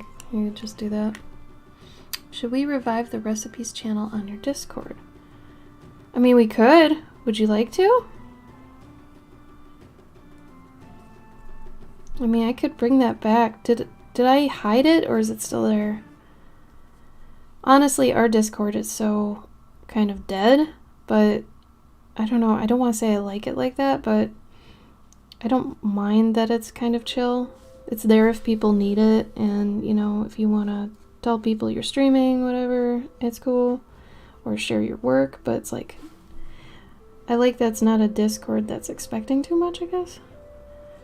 But sometimes I do feel bad that it's not more hopping, but I don't know. I tried to jumpstart it a few times, but it's hard. Because it's like you gotta have everybody kind of behind you doing it. And that's kind of tough. That also depends on outside factors too. Like if it's holidays, you know, what's going on lately, political stuff, employment stuff. Like there's so much.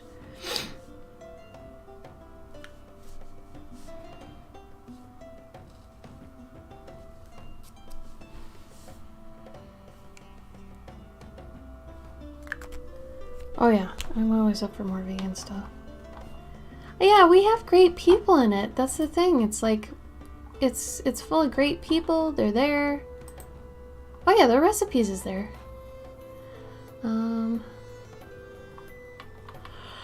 Definitely. It's at the very bottom in other products is like, you know, like example, I love Vegenaise. That shit is, I put it on everything. I fucking love it. It goes with absolutely everything. I would put that in the products area. But if you've got like a recipe, or like vegan casserole or something, put it in there. I like that it's cozy. But yeah, it's not expecting, you know? It's a humble Discord. It used to be with like people who liked my art and my husband's, but he ended up not being too hot into the whole Discord thing, which I totally get. I'm bad at it too, you know. It's not the easiest thing, but I don't know, it seems like it gets lit up around the times that we do secret artist things that are run by Glitterholic typically. And there's usually one in Christmas and one in spring, and she usually runs those, and it's really nice that she always does that. She's total sport for doing it. But other than that, yeah, we used to have monthly challenges. We used to have there was a time we had weekly challenges. And then it just kind of, you know, things just kind of died down. The one thing I've noticed being a streamer, and this is like, God, what year am I in? I'm in like my 7th year of streaming, something like that. It's that things go through waves like crazy. Like you'll get somebody new who's like obsessed with your stream and your work and all this stuff, and then a couple months later they've moved on, they're somewhere else. Maybe they, you know, they don't come to your stream anymore, or, you know, maybe they started their own stream, and that's great. It's just, you know, then you miss them, but, you know, you don't want to creep anybody out by being like, well, where are you, and stuff. So it's weird. It's really weird. Yeah, it's a lot of work to maintain too, which right now I don't have the ability to do that. So I mean, it's there if people need it. There's a lot of resources there for people if they want them. And that's honestly, that I like that about our Discord, that if you need something, you have this pool of people that can absolutely help you, and they're all wonderful. Over time, the more trolly ones have kind of weeded themselves out, which I'm happy about. Like, they realize that, oh, this place isn't even worth trolling, so I'm gonna leave. So they don't really happen in our Discord, which I'm happy about. But, you know, once in a while, there's just, you wish it was a little more hopping, but it has its moments. And then as a, like, participant in it, I don't know if I'm supposed to be posting my work, or if I'm supposed to be focusing more on everybody else kind of posting their stuff and reacting to it, because it's my Discord, so it feels like there's some sort of weirdness there for, you know, what's expected of me, and that's strange. So I don't know, I'm just kind of going with the flow of it. I let people know when I'm streaming. That's about it. I don't know. Because I feel like if they're there because of me. I know that sounds bad, but really, isn't that why? Like, it's technically my Discord now, and it's hooked up to my Patreon. So, I don't know. I feel weird if I'm like posting everything I make in there. Because then I feel like that would isolate people from posting their own stuff. Like, maybe they think, oh, this is Cloverkin's Discord. Maybe I shouldn't post. And that's not what I want. Like, I want people to post. You know what I mean? Oh, thank you, Azakor. Hi, Serenity. How you feeling?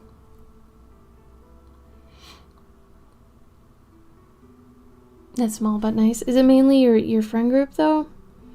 Or is it just people who like your art? Or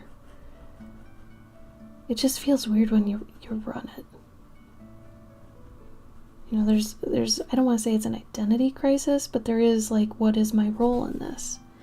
Should I be more of a participant and share my work, or should I just assume these people are already seeing it on my Instagram and stuff? You know what I mean? It's a little bit confusing.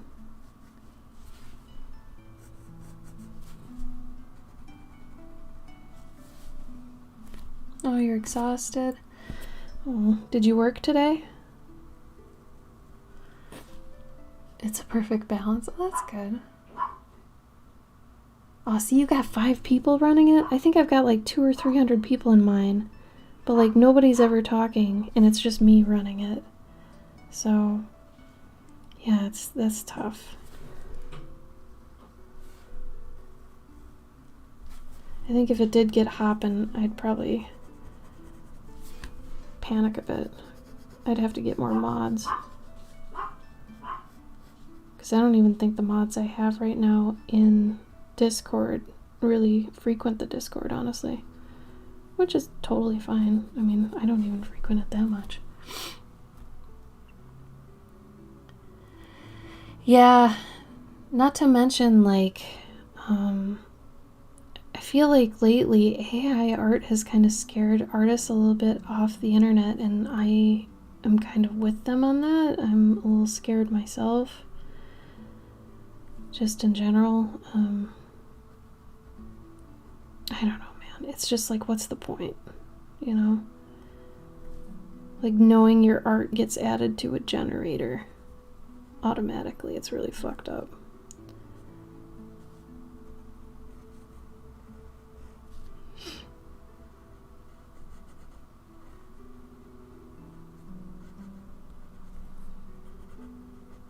So it's like you don't almost want to keep putting art out there for fear that more of it gets added to their AI generation. I wish you could opt out, you know.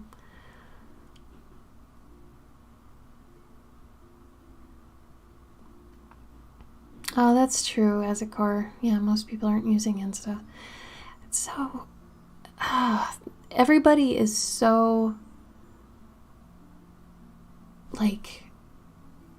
I don't want to say sporadic. What's the word I'm looking for? Spread out. Everybody's just so spread out nowadays that no one is really solely on a social media because they're all working against artists, it feels like.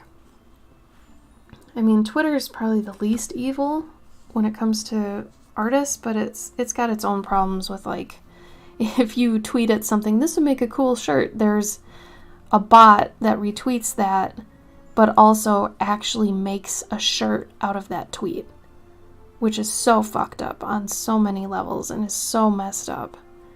And it just keeps happening, and people just keep getting ripped off, and they're so low quality, and it's just ridiculous.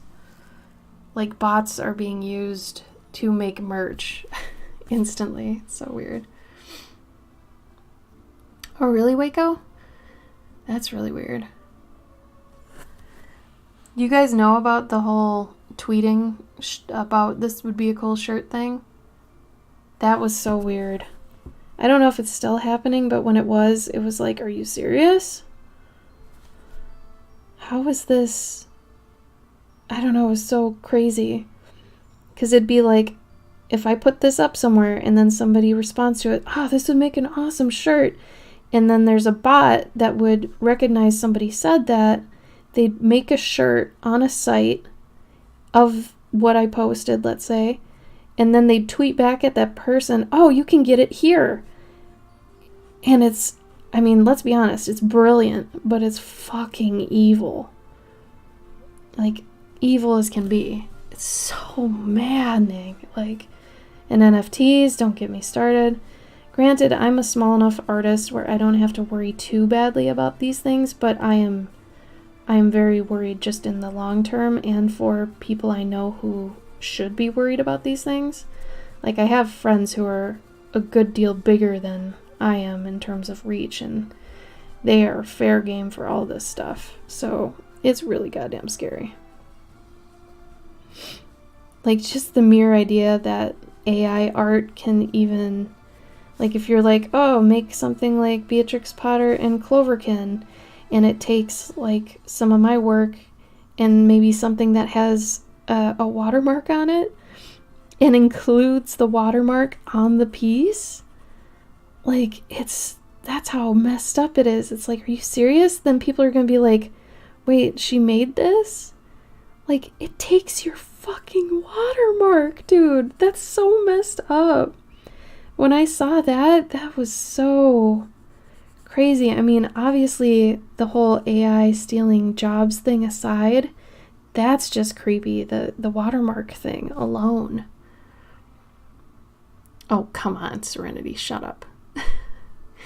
The one thing, though, that I think AI art will have a hard time getting away from is looking the way it does.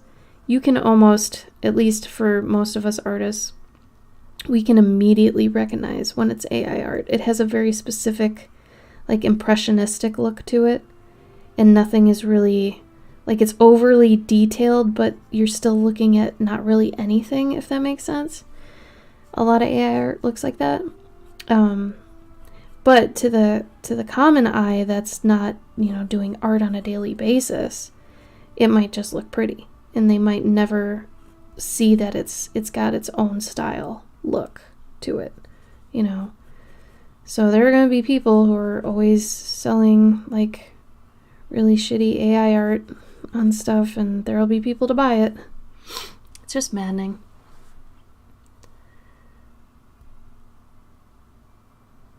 Oh, God. How would you even use it for your game? And also, yeah, thank you for replying with that. But I mean, like, how would they use it for the game? Just the concept art side of things? Is that what you mean? Because there are, like, hidden gems with AI art. I don't want to say that it's completely bad. It has some good things to it. But the problem is how it's mitigated and handled right now, legal-wise. Like, if there was a way you could opt out of having your art included in their database, that would fix a lot of things.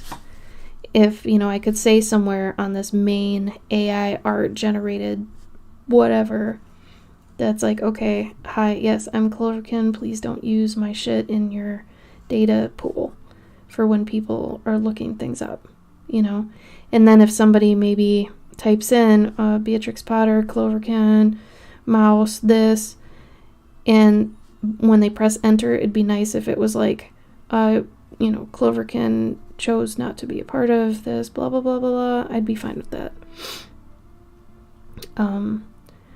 But yeah, the way things are right now, it's not, it's just like when NFTs came out, like, nobody was paying attention to that and just letting it run rampant. So people just started stealing things off the internet and putting them up as NFTs and making thousands of millions of dollars on things that weren't theirs.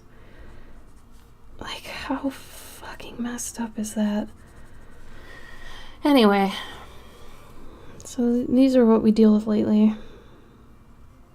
So if I put something online, it's like, well, every time I do it, I feel like this could be stolen by AI, or this could be made into a shirt by whoever. Am I okay with that? I get to the point where it's like, I don't care what choice do I have? If I need to find people, actual people out there to show my work to, I can't just keep it to myself, you know? Isn't that weird? It's the risk of the whole thing.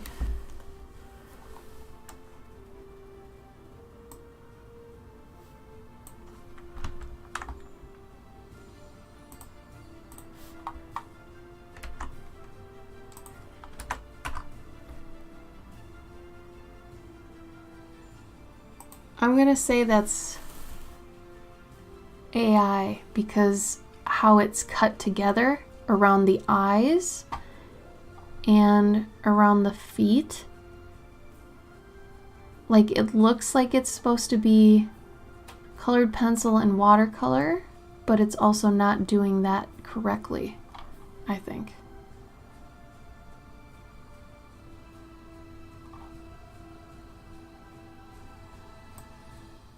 But that could fool somebody for sure.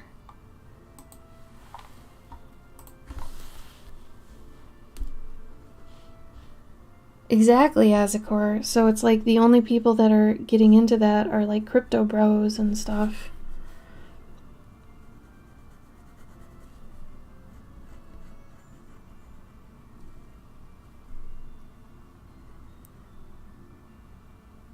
Absolutely, yeah. I think the only reason I was able to tell it was AI because I was able to zoom in on it, but from far away, I would not have known. 100% would not have known. It's crazy because it looks like child art. Like, AI is learning as a child. Like, it's gonna reach an uncanny valley point where it's gonna fix that look of AI. It's gonna fix that at some point. Guaranteed. And then we will have no idea.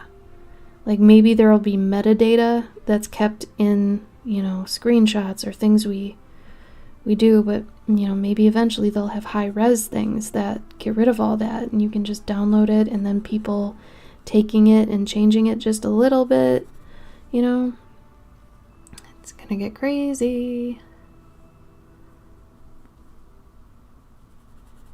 And then going to a convention, you're gonna have to ask the artist, did you make this? But you have to do that now, technically. Like, some people just trace screen caps and sell, like, really shitty paint overs at conventions. But, like, the funny thing about AI art is it has so many ties with selling fan art and the dark side of that, to me, that they're almost one and the same. But yeah, it's gonna reach a weird point where there are gonna be people selling it at conventions and stuff, and I really hope they make an area for it, if anything, where they're like, okay, here's the AI alley, and then, there's AI artists in there. I'm fine with that, I guess, for now, but I really, really wish they'd figure out a way that artists could say, hey, don't put my art in this, as a pulling from something.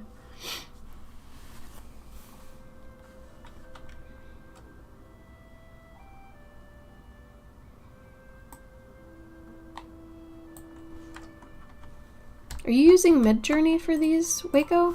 Or is this a different program altogether? Oh, that link didn't work.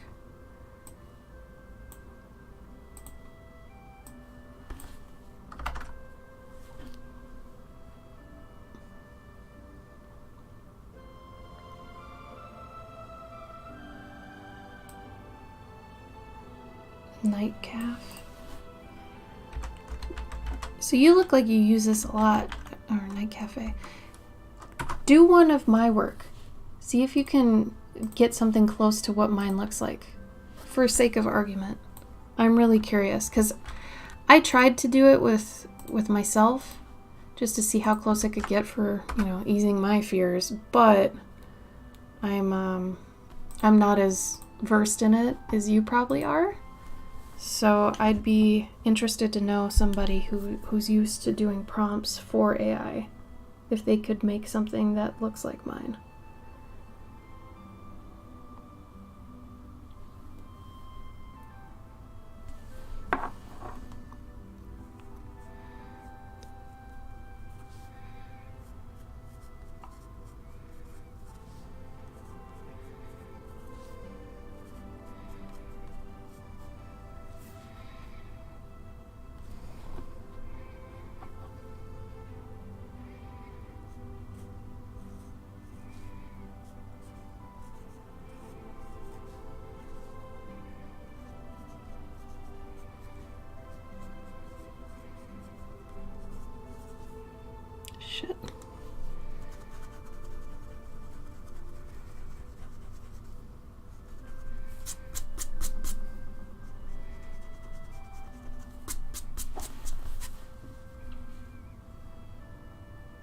No, not necessarily this piece. Just try to make a piece that looks like I'd do it.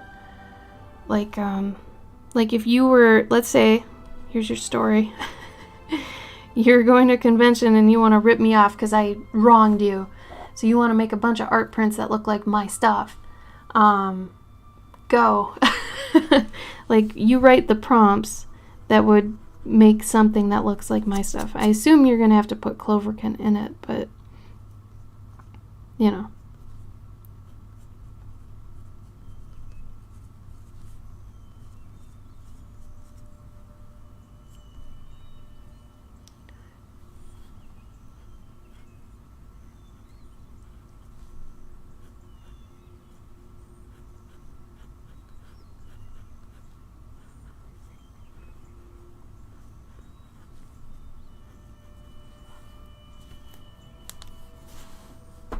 I'm saying if you work with AI a lot, you're probably used to writing all these descriptions to get these good AI generations. Because it seems like the key to AI art is being able to, you know, describe it well enough to get a good picture.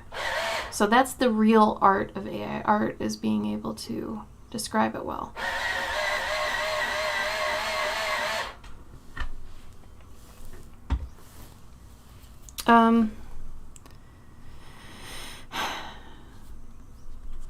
Let's see.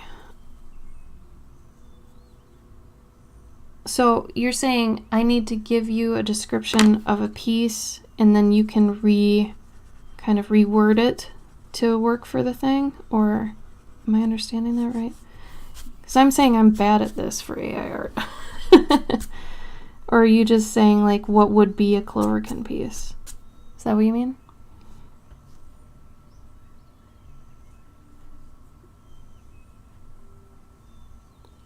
Go backwards on this one. A little bit.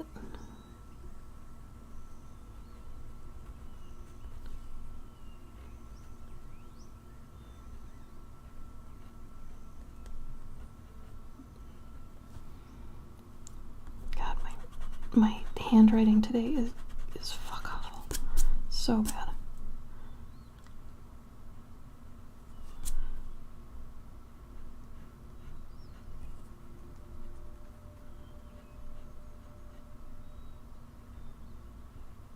That is a lot harder than it looks like.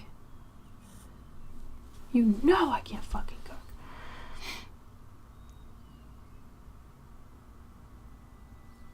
Oh yeah.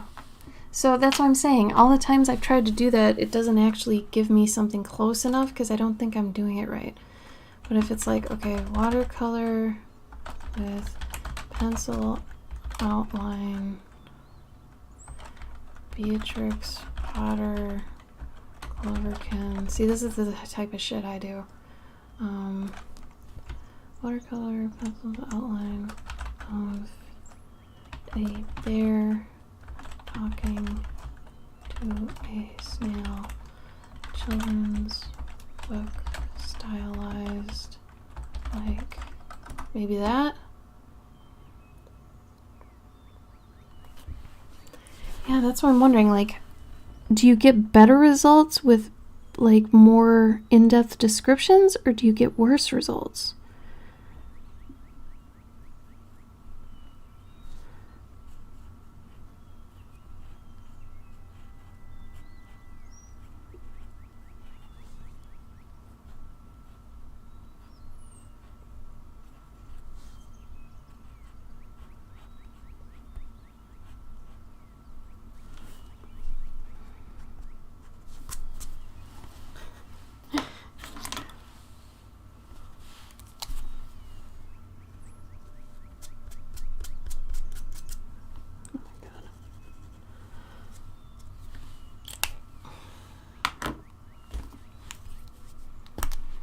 I mean, add some stuff into that too.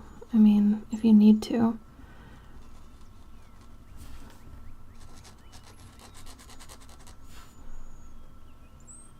If, you know, you think, oh, you should add this in here, you'll get better results or something. Like I said, I'm not very good at it, but I'm also not a very well-known artist. Like if you picked to include an artist style that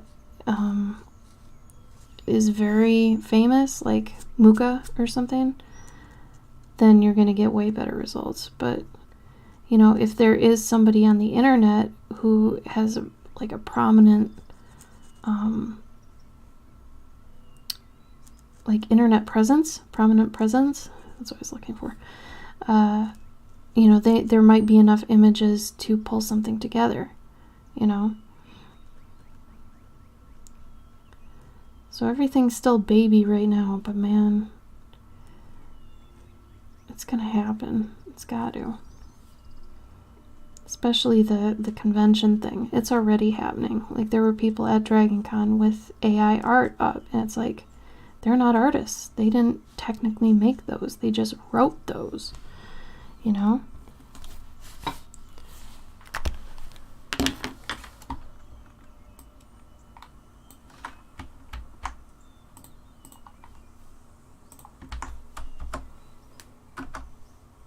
Oh, that's a little bit more rudimentary, but that third bear does look like one of my bears. That's weird. It's cute there's clovers, but yeah, that third bear, that actually I think is pulling from one of mine.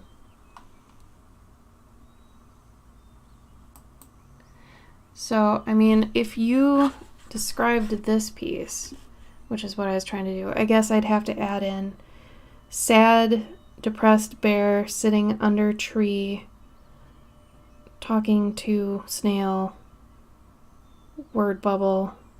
You know, it'd probably have to be a lot more intricate than what I was saying, but either way, it's just interesting.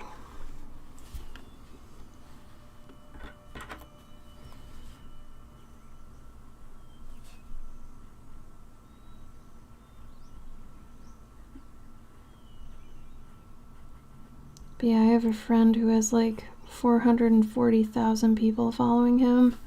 So I'm gonna guess that it's a lot easier to pull up something that looks like his work. And that's what I'm saying. Like, I'm still a little guy. I don't know if I'll ever be a big guy on the internet, and I'm okay with that. But for those that are big guys on the internet, they have to worry about this shit.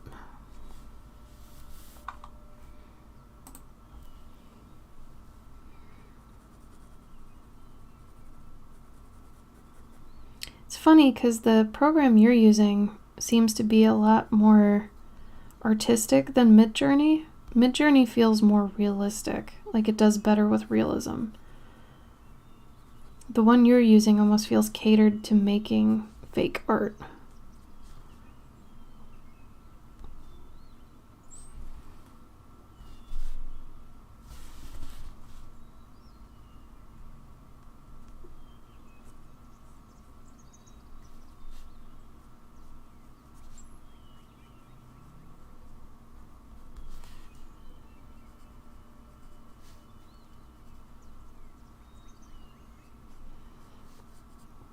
But then I saw an article that a guy had used an AI generated image as his like main art focal point in the article, and he credited Midjourney.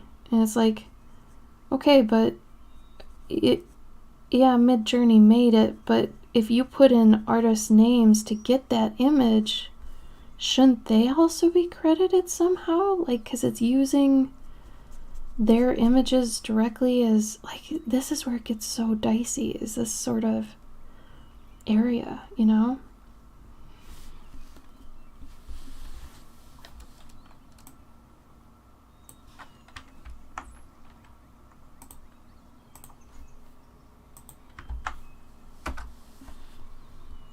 Oh, see, yeah.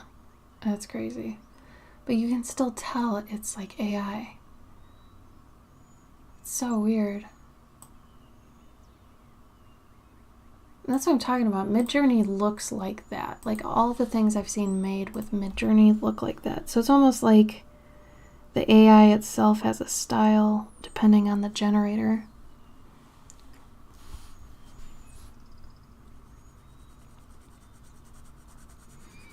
I mean, I bet if you put in Dolly on something, everybody knows Dolly, right? Probably make something that looks like Dolly made it.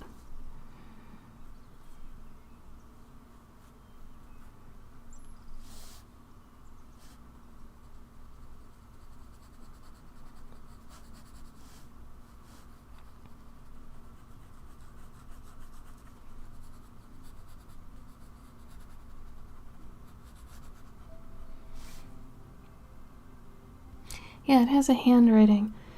And, you know, I get that a lot of people are going to become savvy to that, but a lot of people also aren't. Because if you think about it, a lot of the things on the internet you're being exposed to, the things that, you know, say sponsored, you know, here's a cool t-shirt that's got things on it you like, or, you know, it's only available for the last 48 hours. Those things are being sold to you like that because they're limited edition because they're breaching copyright law. So they can only make a limited quantity before they get like cease and desist. So anytime you see like something come up on your timeline that's like, oh man, this Harry Potter shirt is only available for the next 48 hours, it's because we don't want to go to jail.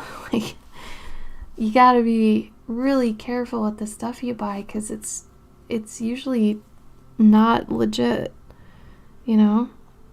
But it's like nobody would really know that. A lot of people trust that the things that are getting like sponsored for them to see, it's like, oh, this is a legit company with like licensed products and blah blah blah. It's like, no. Like, people like me are able to just, hey, I want to throw this ad in front of a bunch of eyes, get people to buy it.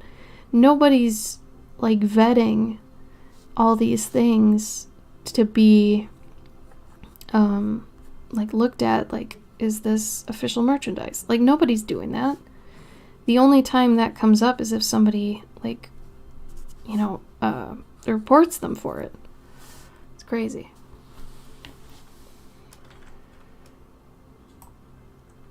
Oh, that's a good point too, Waco. Eyes.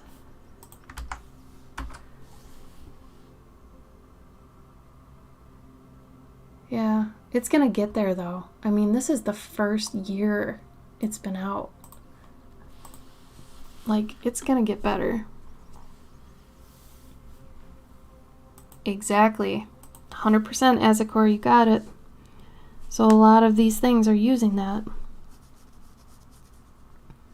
They just want to make mad money really quickly. So if you ever see something that's like limited time offer, it's because they're not supposed to be doing it.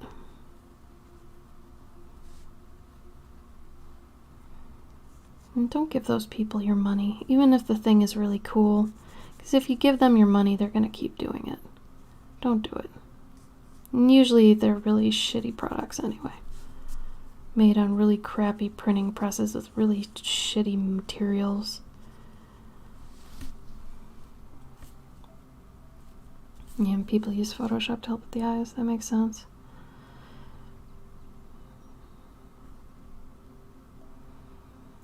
So, I mean, if there are people here who aren't artists, but you buy art, does the AI art thing concern you at all?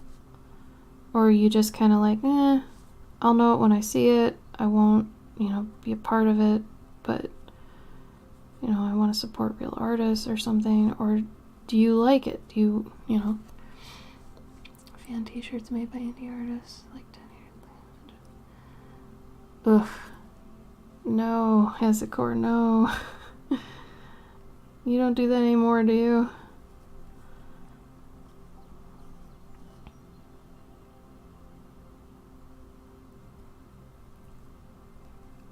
Can't do eyes for a reason.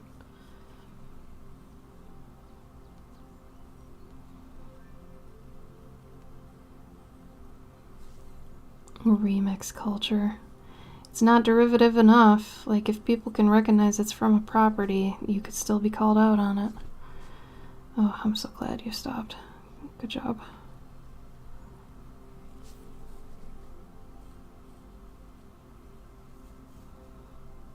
Proud of you. The thing that fan artists that sell fan art don't realize is, like, one day it could be them, somebody stealing from. Like, if I had characters, my OCs and whatever, like, somebody could eventually, you know, do fan art of them and sell that. It's like, would I be happy with that? No. So, I mean, treat everybody how you'd want to be treated, sort of deal.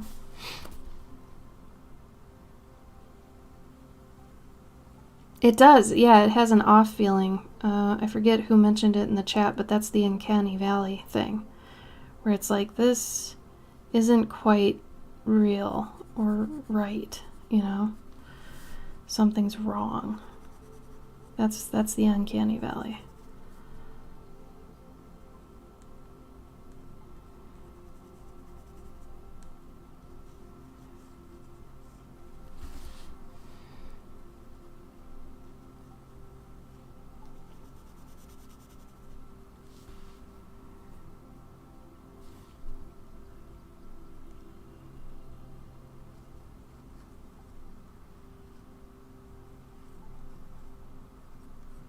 This part's kind of fun, just kind of making rocks and rubble out of whatever I see in the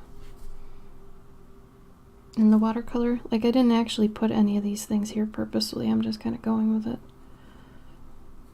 Which is fun, it's like interpreting the background as kind of whatever it is.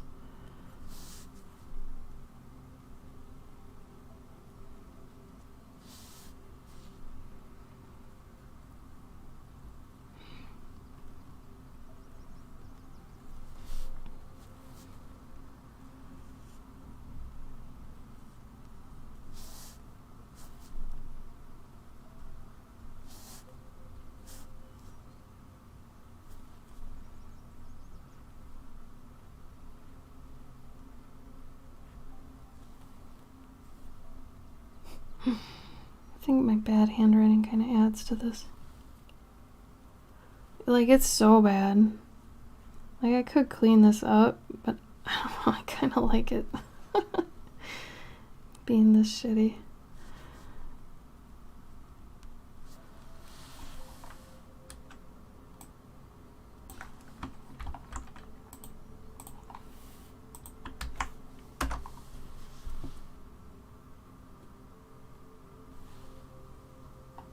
Oh, weird.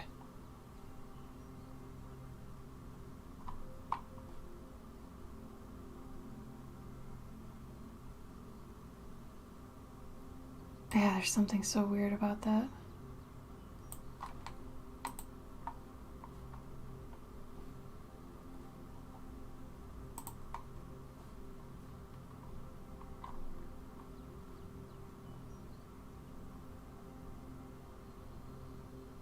I don't know why, but there's, like, I'm trying to think of the name for the, I've got this thing where things with holes in it freak me out.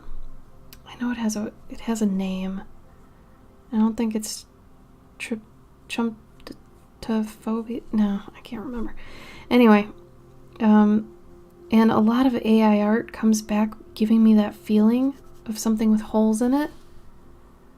You know, and I don't know, like, it makes me just queasy.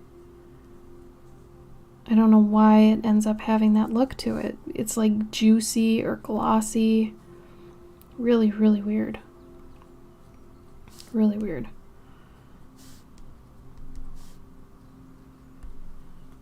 I kind of want to... It is I thought it was tryptophobia. Like tryptophobia. Yeah, I kind of do. And it, like, those, you ever seen those seed things? They're seed pods, and they have a whole bunch of holes in them, but there's, like, little seeds in them. Like, I have had fucked up dreams of, like having those things all over my body, and it has been just fucking horrible. Hate it. It's gross and it freaks me out. I don't know.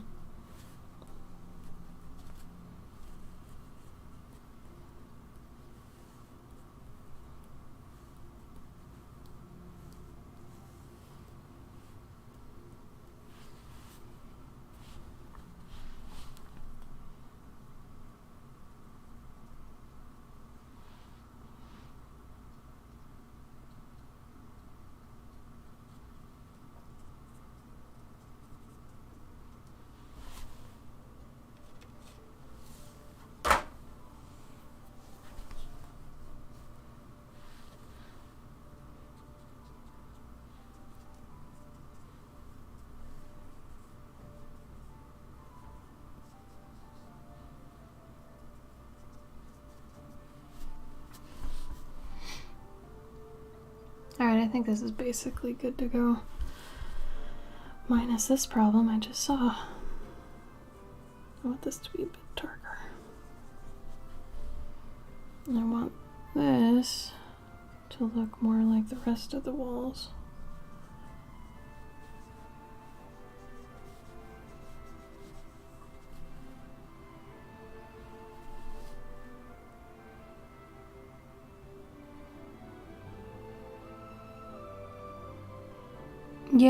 Yeah, I've heard that too. Like there's one mushroom that looks like those seed pods and it like bleeds. And I think it's poisonous, so that would make total sense in that case, you know? Totally. That all makes sense.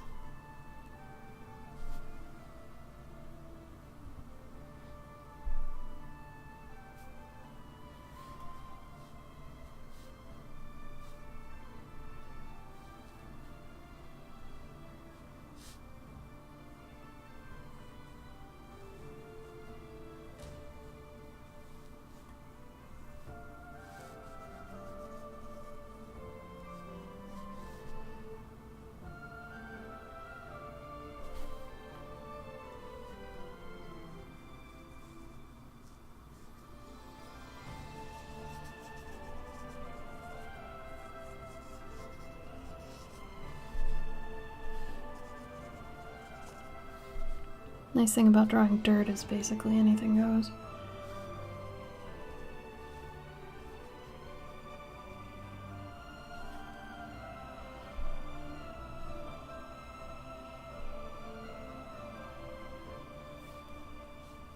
Oh, good night, Waco. Thanks for the good convo.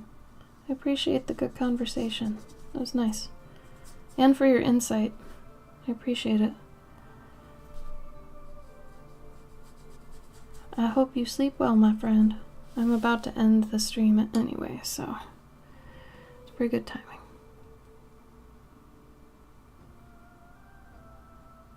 Oh, really, Box?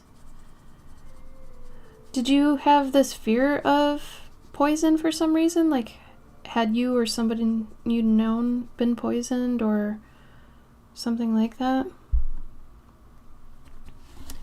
Seems a bit like a response to something.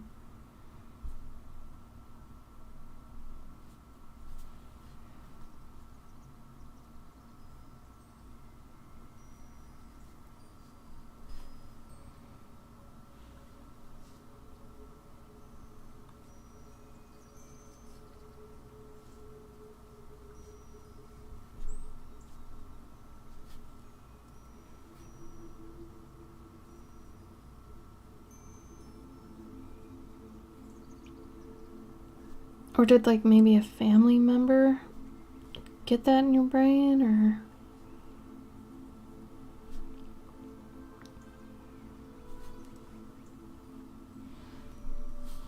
Oh, thanks, Azakor. Took a bit to get there, but we got there. See how it went through that ugly stage? And you just have to... You have to stick it out, man. You'll get there. Oh, that's a sign of OCD, for real?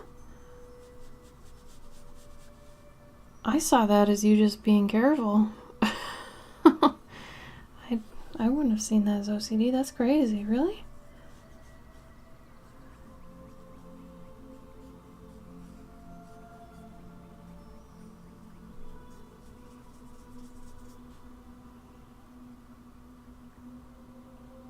Welcome back, Serenity. Your game's still in the ugly stage? Well, if you keep working on it, you'll get through it. I promise. It's just how things are. Everything has an ugly stage. Everything has an adolescence, you know? It's still got zits and it's still working through what is life?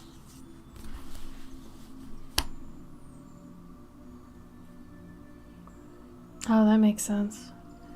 I mean, I don't know if I would ever consider that OCD. I would just think you're being careful. Maybe at worst paranoid, but I think it's still, like, validated. Does that mean I have OCD? Like, what does that mean? Is it? It's a comedy? Oh. Oh, I was gonna say, Cavendish, don't you have your Pathfinder meeting today, or is that not now, or am I insane? Am I not thinking clearly on that?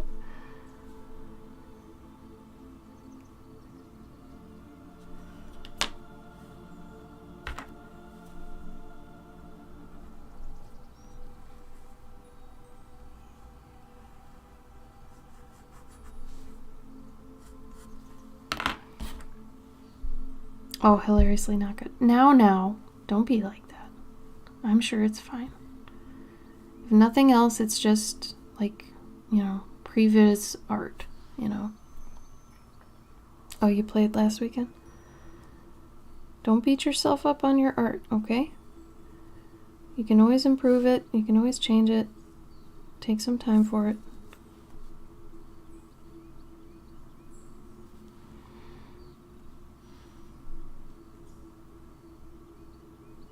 Oh, okay, yeah. So those things might also have had a hand in it. But again, I mean, like, that just feels like you're organized. Would you wig out if somebody moved something out of, like, your order? I feel like that's when it's really OCD. Like, otherwise you're just organized, right? But then, like, if you freak out if somebody moves something, that feels a little different.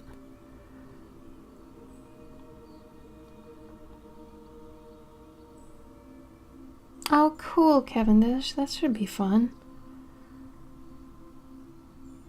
Okay, so yeah, if you have a meltdown about it, I would say that sounds very OCD. And I mean, obviously I'm not a doctor or anything, but I'm trying to make sure there's a difference between just being organized versus having OCD. Not that I'm scared or anything, but I mean, where is just the line drawn then, if you're just organized?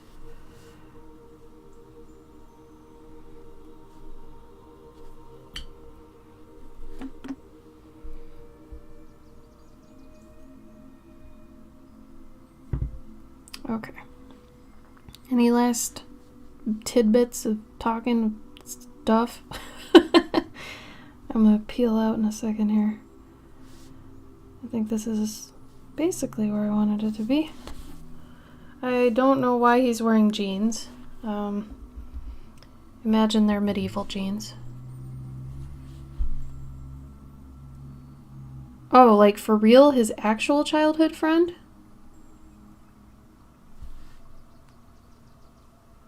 Like, seriously? Oh, wow. That's really cool, Cavendish.